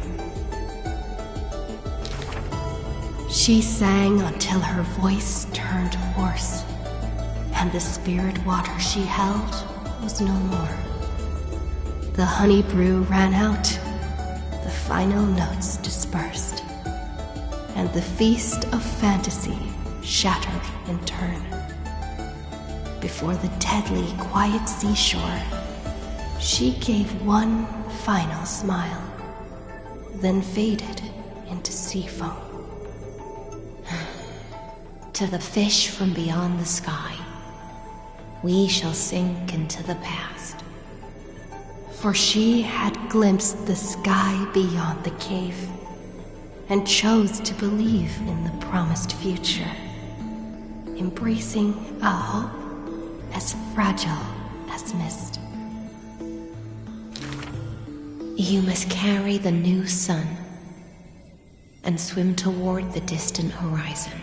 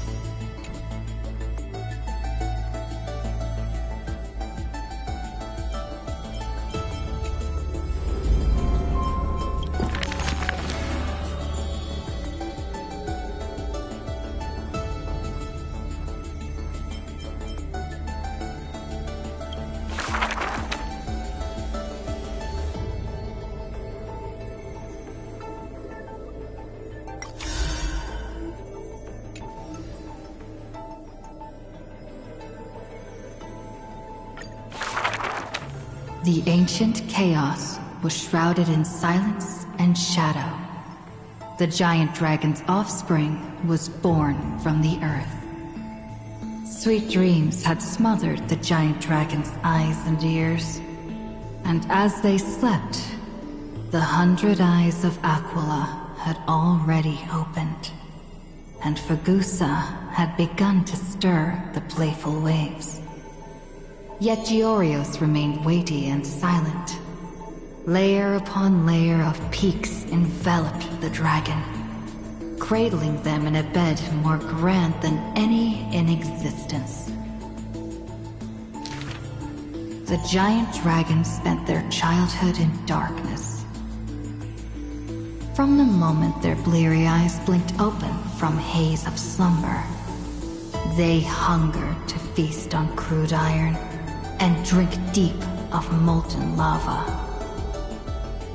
Until one day, they raised their head, and with a low, guttural voice, pleaded to glimpse light.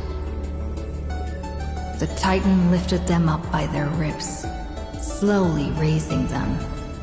The dragon's spine sliced through the strata of rock, cutting open the soil. When they reached the surface, they summoned mist woven of the fire of the stars. As though seeing themselves clearly and in full, through the eyes of a giant bird.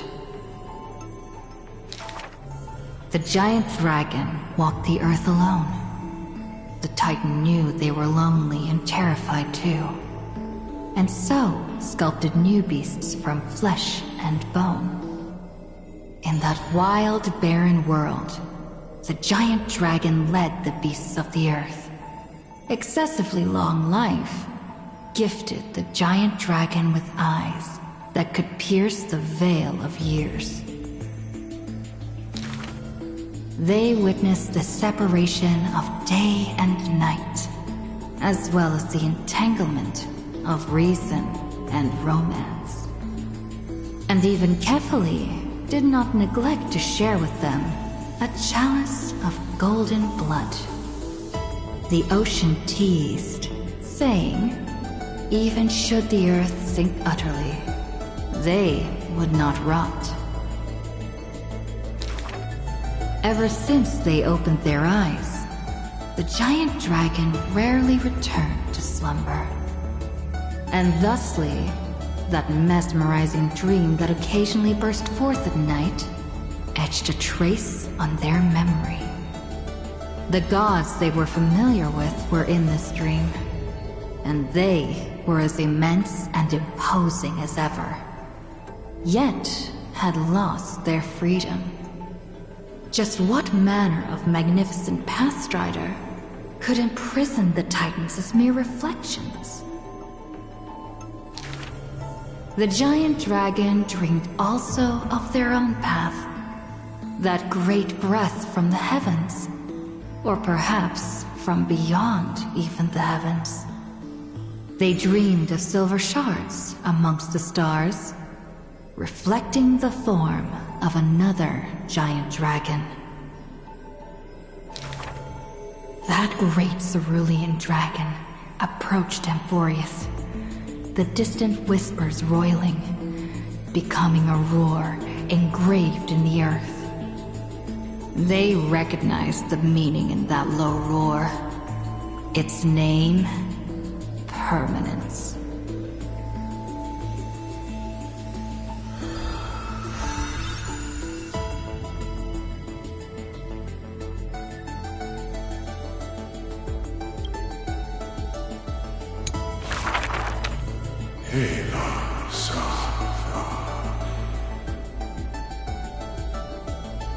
In the years spent wandering the earth, the giant dragon always remembered the Titan's words for their worth. The beast of the land surrounded it in protection, while twisted beings shuffled and roared, and delicate chimeras climbed up its shoulders. After the tiny humans came into being, they dashed alongside the giant dragon, then, in the blink of an eye, disappeared across the land.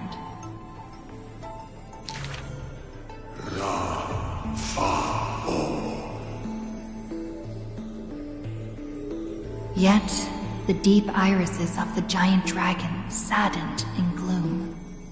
The ancient creature saw, earlier than the Titan did, hidden in the deep ocean, the incoming doom.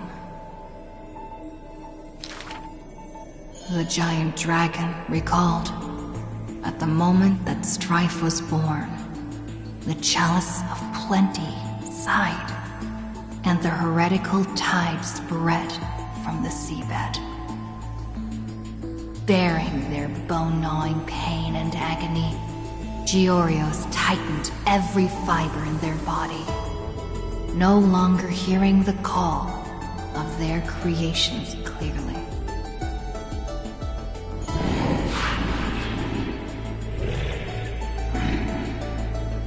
The giant dragon once swore an oath at the Titan's breast. And now, the dragon silently turned and departed, leaving the plateaus and mountains of a secluded world, and entering the bustling cities humankind crowded. Thousands of years later, the giant dragon realized those tiny creations of Kefali had rooted their civilization in time. How can there be such a huge Dromus? Dromus? No, that's a walking mountain of gold. Curious residents were amazed at its appearance, while greedy brokers calculated its value. Yet, the giant dragon simply walked in leisure, not harming a single building of any stature, nor paying heed to anyone. It quietly listened to the people's language, and its form dissolved in the flames of war. Many years later, Aquila closed their eyes, and the giant dragon's steps were finally halted. A sword master who broke the waves stopped its way, and a ruler, commander of the chessboard, looked up with inquiry. Are you the Dromus that has been attacking all states? The commander invited the giant dragon to hunt the divine flames together. The giant dragon nodded, but it did not look at the commander, and never mentioned where it came from. Its timeless sight had already seen past the Flame Chase's final plight. Georios shall be executed here! The Titan, in a painful daze, closed their eyes with a sigh.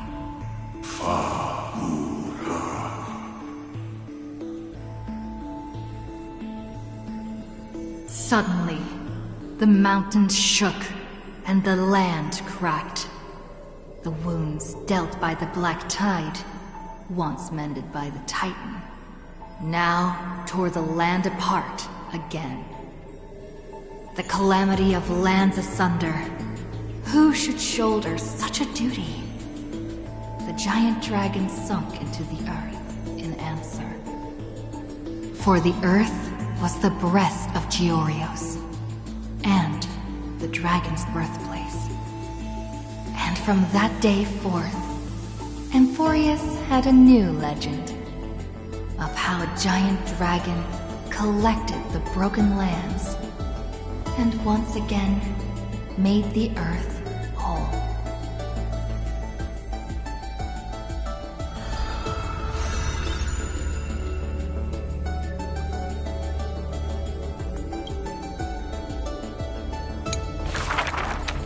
Another century of the Chrysos War. Rust, wails, and the blood of living souls seep into the earth, into the giant dragon's decaying bones and flesh. The trembling bedrock is the giant dragon's eyes. They see dromuses reduced to laborers and food. Mythical beasts turned into weapons of war. War and flames extinguish all their siblings. Yet the giant dragon is powerless, left only with bitter silence and memories filled with guilt. For Earth's trial is to bear the anguish of every living being that walks its surface. Upon the edge of doomsday, the giant dragon's will lies shattered, its scales broken. What greeted them is not a flower-covered Aranova, but a long-fallen black sword. Oh, we are strangers. Please surrender the core flame for the dawn.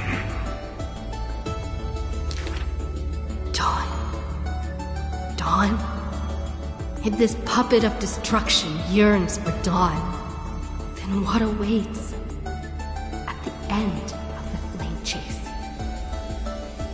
The torment of the black tide, the sacrifice of their kin. Is it an undeserved destiny, or merely futile lament? Won't accept this. Twisted rocks rise like a roaring tide. Yet the Swordmaster shows no fear, merely sighs, as if long accustomed to such sights. The rusted joints are shattered, one by one. The cracked husk peels away, spilling golden blood. The earthquake that engulfs Amphorius lasts for 3 days and nights. In its final moments of defiance, the giant dragon suddenly realizes this flame chase is nothing but the kindling of self-pity, the breeding ground for calamity. Yet, Earth's end is not dimmed by the shadow of the dark blade. In that special recurrence, the blazing sun extinguishes itself to set the destruction aflame. At that time, as the giant dragon sinks into the earth, still chewing on the pain of betrayal, it hears the footsteps of Evernight. I need a helper to watch over time until the very end. Evernight waves her sleeve, bathing the giant dragon in a memoria tide. And so, the giant dragon sees the past and present of Earth, and understands that the starry sky is forever out of reach. The 33,550,337th eternal recurrence. The demigod Terravox feigns their fall, using the tides of memories to dilute their existence, forging an arc with Earth's core flame. In that 1,000 years of defiance, heroes of golden blood meet their tragic end, while the giant dragon remains deaf to their plight, only silently gathering their exiled kin. The pact with Evernight is simple. Time would erase the pain of Earth and cradle it in peaceful slumber among its own. And Earth shall become Time's ally, for it alone can keep watch until the end of the world.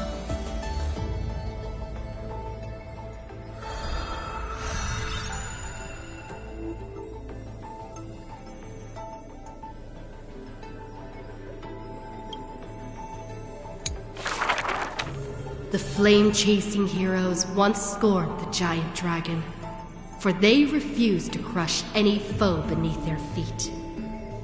Oh, foolish earth beast. A heretic who refuses to serve the flame chase! After staying for several days, the giant dragon bids farewell to the Imperator.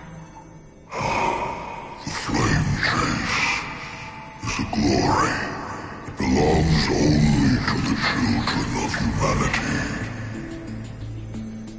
You are a benevolent beast. I had no intention of keeping you captive. A decree to protect innocent lives is about to be issued. All I ask is that you lend a hand to the flame chase in the future. Losses are a constant on the flame chase journey, yet the giant dragon remembers their creator's command. After leaving the Imperator's capital, the giant dragon shelters small beasts upon its back, only to be hunted by city-states hungry for meat. Arrows pour down like rain, unable to pierce the giant dragon's skin, yet cause the creatures on their back to wail and fall. Until a mighty force of reinforcements brings this tragedy to an end. They raised a shield wall for the giant dragon, then marched forth and crushed that city-state. The mountain dwellers are not a warlike people. Who are you? The leading knight answered loudly. I am Mountain Breaker, Geocles. All the world knows that protecting all of Earth's creations is the creed of the Dromas Legion. The world also knows the Dromas Legion is ever victorious. The giant dragon under the Mountain Breaker is silent, yet unstoppable. Endurance does not help with survival. Mountain Breaker always speaks of his friend this way, while the giant dragon only responds with a low growl. Soon after, when word came that the flame-chasing army targeted Earth, the Dromas riders set forth in full force, all to protect their creator. On the eve of the march, the giant dragon receives a secret message. Your one and only flame chase must be to slay your creator, and then fight to survive. Records state, in the Battle of the Abyss, The Dromus riders were broken after Terravox's betrayal. The Mountain Breaker shed his armor and fell from the cliffs to his end. Earth carved the memories of the betrayal into its strata, until Evernight would leaf through them. Oh, Earth. Time is willing to wash away that pain of betrayal. As a memo sprite, the mighty Mountain Breaker reunites with the giant dragon. His voice trembles in a whisper. That couldn't have been your choice. The giant dragon only responds with a low growl.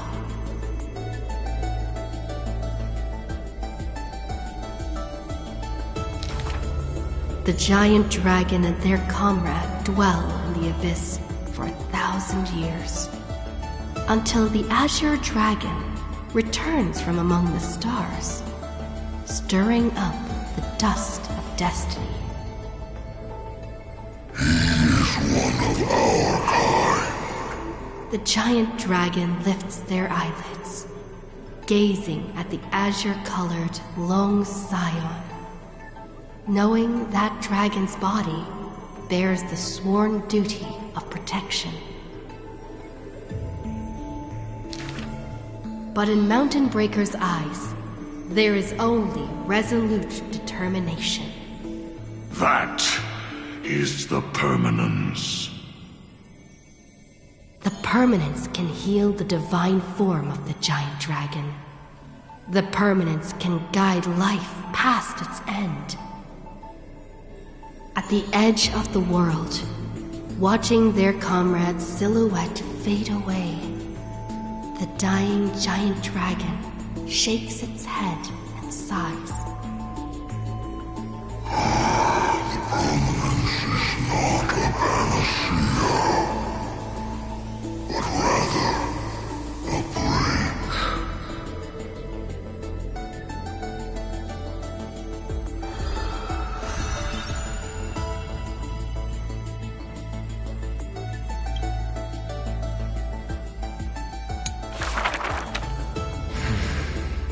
Years later, gazing up at the vast starry night sky, I often ponder, what does the permanence truly mean? The countless souls entrusted by Terravox still surge within my chest, like an eternally burning furnace. I once thought about finding them a home, and tried to communicate with them in my heart. And yet, the living beings of this world, they are now inseparable from me. As if from the very beginning, they were a branch of my own bloodline. Inseparable?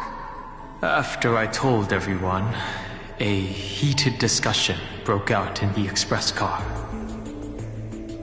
Will you turn into a little chimera and snuggle up in our arms? March 7th lets her imagination run wild. Maybe he'll become a baby seal. A magical beast would be fine too. I've always wanted to see that species. These are the reassuring words from Himiko and Mr. Yang. No matter what he becomes, Dan Heng will always be Dan Heng. Her words are unusually poetic. But if you become a Dromus, you absolutely must let me feed you red soil. Don't you even think about it. Sometimes I have dreams like this. Countless beings flee alongside me. Behind us, black floods blot out the sky as if to devour all signs of life. In our darkest hour, the living beings form a bridge of dragons, and I lead them limping towards the starry sky. At the end of the vast procession, a lone giant dragon comes to a halt, watching us depart into the distance. The children of Earth will always find their own path. Thank you for being their bridge. Something stirs within me at the moment of awakening. Perhaps the legacy of the permanence lies not in recreating flesh, nor in the merging of bloodlines. One day, while browsing through the databank, I noticed an update on the universe's animal species. In an ocean-covered planet, a new species of seals evolved, with a penchant for bumping into things. On a barren desert wasteland, evolved a herd of red soil-craving beasts. Many familiar silhouettes are now active in the cosmic ecosystem, yet they are not my old Amphorian friends. This is their rebirth. This is life's way forward. Perhaps, just as Terravox wished, I've become a bridge bearing the weight of their life. They once shattered the battle formation of the mountain dwellers, tore open Giorios' chest, swallowed the core flame, only to resolutely pass it on. Creation will always betray its creator, just as witnessed at the dawn of civilization. Frail beings betrayed the dark tides, climbing onto land, ascending the branches high, finally betraying their home and gazing upon the stars. The furnace in my chest still pulses. In the gaps between the heated torrents, I sometimes find myself in a daze, catching glimpses of that colossal figure in the cosmos's cracks. It was a giant dragon, named the Permanence.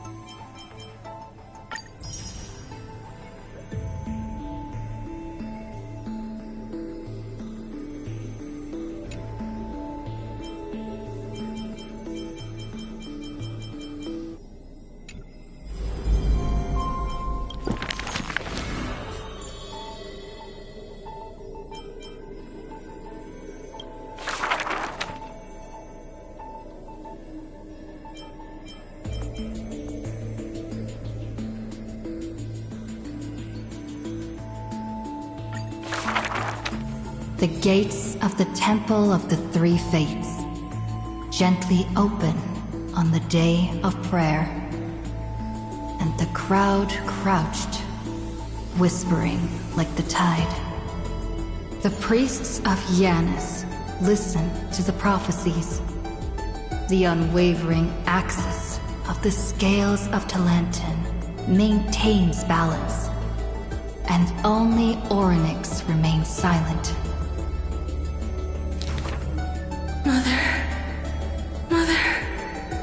Teach me how to answer prayers. The Titan tasked with time is as perplexed as a child. Don't be scared. Please don't be afraid. A familiar voice rings out. Listen carefully. The future they want is in the past. Like the first light of the morning star. Really? In the past? The child sank into a peaceful slumber of recollection, whispering revelations in their sleep. Until the masses crying out amidst the flames of war were swept away by the sounds of sharp swords locking. The fires of ambition incinerating the law. Mother, usurper, assassinate the divine body. Memories are tightly entangled by nightmares, with nowhere to run. Don't be scared. Please don't be afraid. An unfamiliar voice rings out. Go to sleep. The ending they want is yet to be born. Like the warm glow of the setting sun. Really? Not here yet? The child continues to sleep, waiting for the next waking dream. And when they opened their eyes, 2 of the 3 fates who once received offerings had already faded from the pages of history. Mother, I'm already all alone. The child let out a helpless cry. Don't be scared. Please don't be afraid. A familiar voice rings out in the mirror. Just wait. The stars that illuminate the night will visit in the end. Like gentle moonlight. The gates of the Temple of the 3 Fates now close tight. People no longer pray to a titan who cannot touch the world. Within the inescapable dreamscape, the flower stems nourished by the black tide serve as a swaddling embrace, drowning the young child's soul. Mother, help me leave this place. But this time, they didn't receive a response. Only long years of yearning and pain. Like the silence of the Evernight. Days and nights passed. The years turned. Dust covers the glory of the past. The priests have forgotten this titan. Waiting. Hate waiting. They watched over the slumbering sprite, gazing at the dull mirror. But a fleeting mirage flickers in the mirror. The shining stars and the lights of the home. And a strange yet familiar voice. Wake up! Our familiar old friends have already arrived. Like the newborn dawn.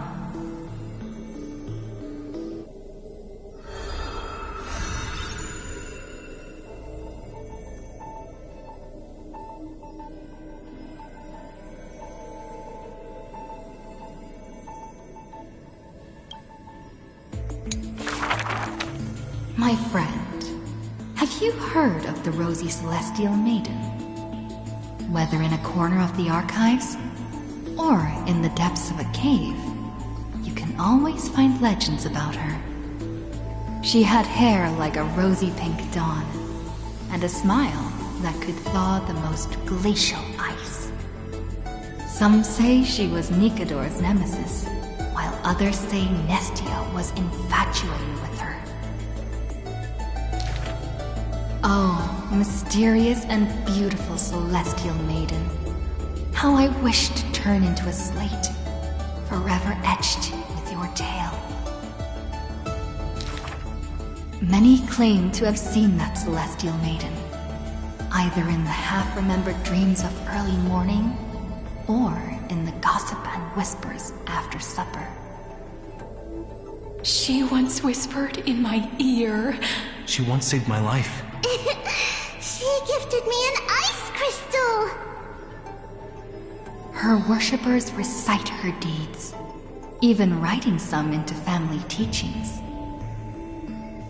curious poets ask up and down the land, only to find that the details of these encounters are difficult to recount, even for the witnesses themselves. In the entire Holy City, there are none who can provide proof of her existence. It is not known since when the Celestial Maiden was always mentioned together with time.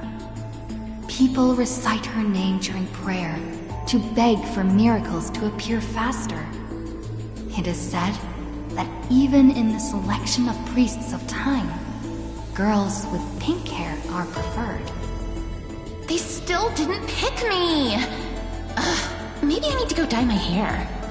The brunette candidate was upset, but the examiner responded with a smile. Don't forget the healer of Twilight. Has a head of pink hair. She's a descendant of the sky. Scholars and poets discuss at length the origins of the Rosy Celestial Maiden. But all mothers tell the same tale. That princess came from beyond the sky. Her shooting star, like crystal ice, pierced the fog of the Veil of Evernight. She made friends with the Titan, and whenever the month of Evernight descended, they would meet again. The children loved that tale. Therefore, as the moon turned and shifted phases, the story became true.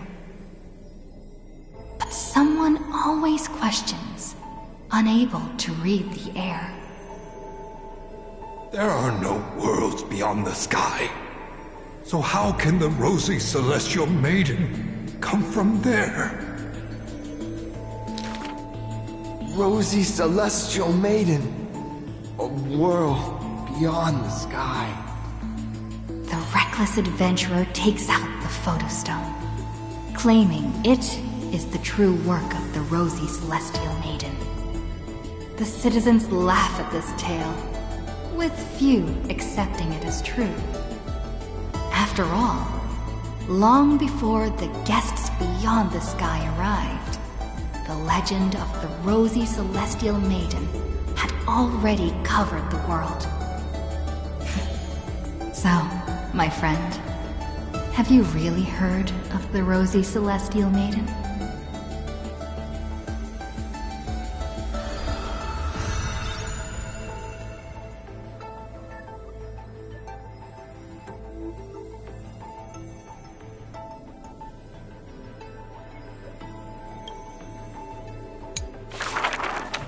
Before arriving at Amphorius, our last stop was Dan Heng's homeland, a place called Xianzhou. Xianzhou is just a general term. This starship is called the Luofu. I had some wonderful times there practicing swordplay. By the way, which is stronger, the bow or the sword? I'd say the sword. It can cleave a mountain in half. You've been watching too many Immersia. I've been working my butt off just to avoid using a bow. Come on, let's become weapon masters together. To master a skill, one must first find a mentor. And I ended up with 2 of them. So, sometimes I run laps, sometimes I lift weights, and sometimes I do both at the same time. Looking back now, those days were really fulfilling. No pain, no gain. Am I right? Between sword practice sessions, I occasionally hit up the food stalls in Arum Alley to recharge with some delicious eats. Master Yun Li was right. These berry pheasant skewers are absolutely delicious. Hard work pays off. This girl's been up at the crack of dawn every day, and finally defeated countless formidable foes. I can testify. March really did defeat countless training dummies. Those wooden dummies aren't exactly easy to break. It It takes real skill. Every hero's story needs a villain. And when it comes to the great heroine March 7th's nemesis, it's definitely gotta be Scott. Rather than a freight skiff, maybe an IPC eco ship would suit him better? Why? After all, he's got a knack for talking like animals. During the decisive battle, I defeated Scott with my epic move, Star Shatter Shard Supreme! Did you actually master that move? Well, naming moves doesn't cost anything. There's still some space left, and I just happened to find a nice photo. The floor is yours, Master Don Hung. Don't be ridiculous. It's clearly Don Hung's brother here. As I thought, March has some hidden powers there too.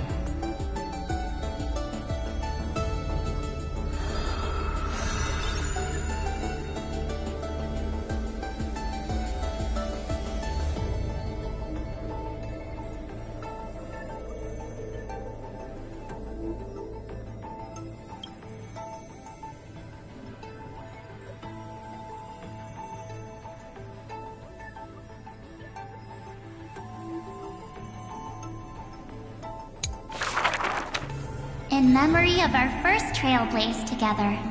The three of us. On average, we got a wanted poster for every 3 planets we visited. If I could have used my hidden powers back then, they wouldn't have dared to draw me this ugly. Playing hide and seek with Hook was fun. Those kids under her command have quite the hidden talent. When both players in hide and seek are experts, it will turn into a contest of who can last longer without food. On the day the overworld and underworld were connected, I too took a seat on the first cable car. The chairs were so hard that day. My butt was killing me. Let me teach you a trick. Just keep standing instead. Then how could I call that taking a seat? For the sake of walking smoothly towards tomorrow, we sealed away the truth of the decisive battle, along with our memories, in a box. The juice that day was delicious. I want to drink it again. Ugh, that's Jim Roger bread soda. And what's with that March 7th themed blue and pink color in there? That's just food coloring. Hey, you two! Don't ruin the nostalgic mood! Visiting Urillo again for the Soulworm Festival, I put on some pretty clothes specially for the occasion. Oh, look! Don't I look like a princess? So that's how you've seen yourself all this time. I want to change my clothes and become a devil too. Little ice bear. A sweet little Snow White ice bear. I wonder if it's found any friends yet. I think I saw it in Pentagon. Hey, why don't we turn it into a universal social media star? That niche is already dominated by trotters. That big guy who once raised his fists against us is now the hope for Belobog's revival. Mr. Yang was practically drooling watching that. Too bad he wasn't there that time. Not necessarily. By next time we visit Urillo, will it have turned into an ocean planet? Then wouldn't those polar bears have to be renamed water bears? The data shows that Urillo's environment is slowly recovering, but the ice shouldn't melt too quickly. Time to remove those floaties from the shopping cart.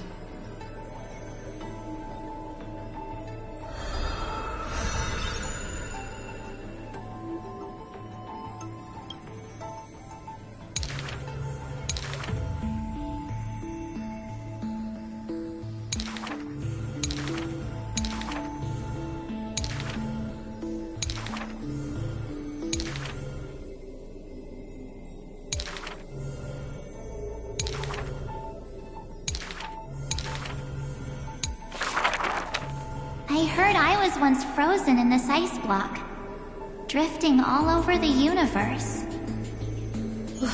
That's one way to go on a cosmic hitchhike. If the conductor hadn't hit the brakes back then, I probably would have punched a hole right through the car, huh? Stop being dramatic. The Express was the one that actively scooped you up. I remember there was some six-phased ice left after it melted. I used it to make a little figurine. Mr. Yang explained that it's called a figure, and then made me watch anime with him all night. That's the highest honor he can bestow. I want a figurine too. Every morning, the Express crew has breakfast together, but they're not always on time.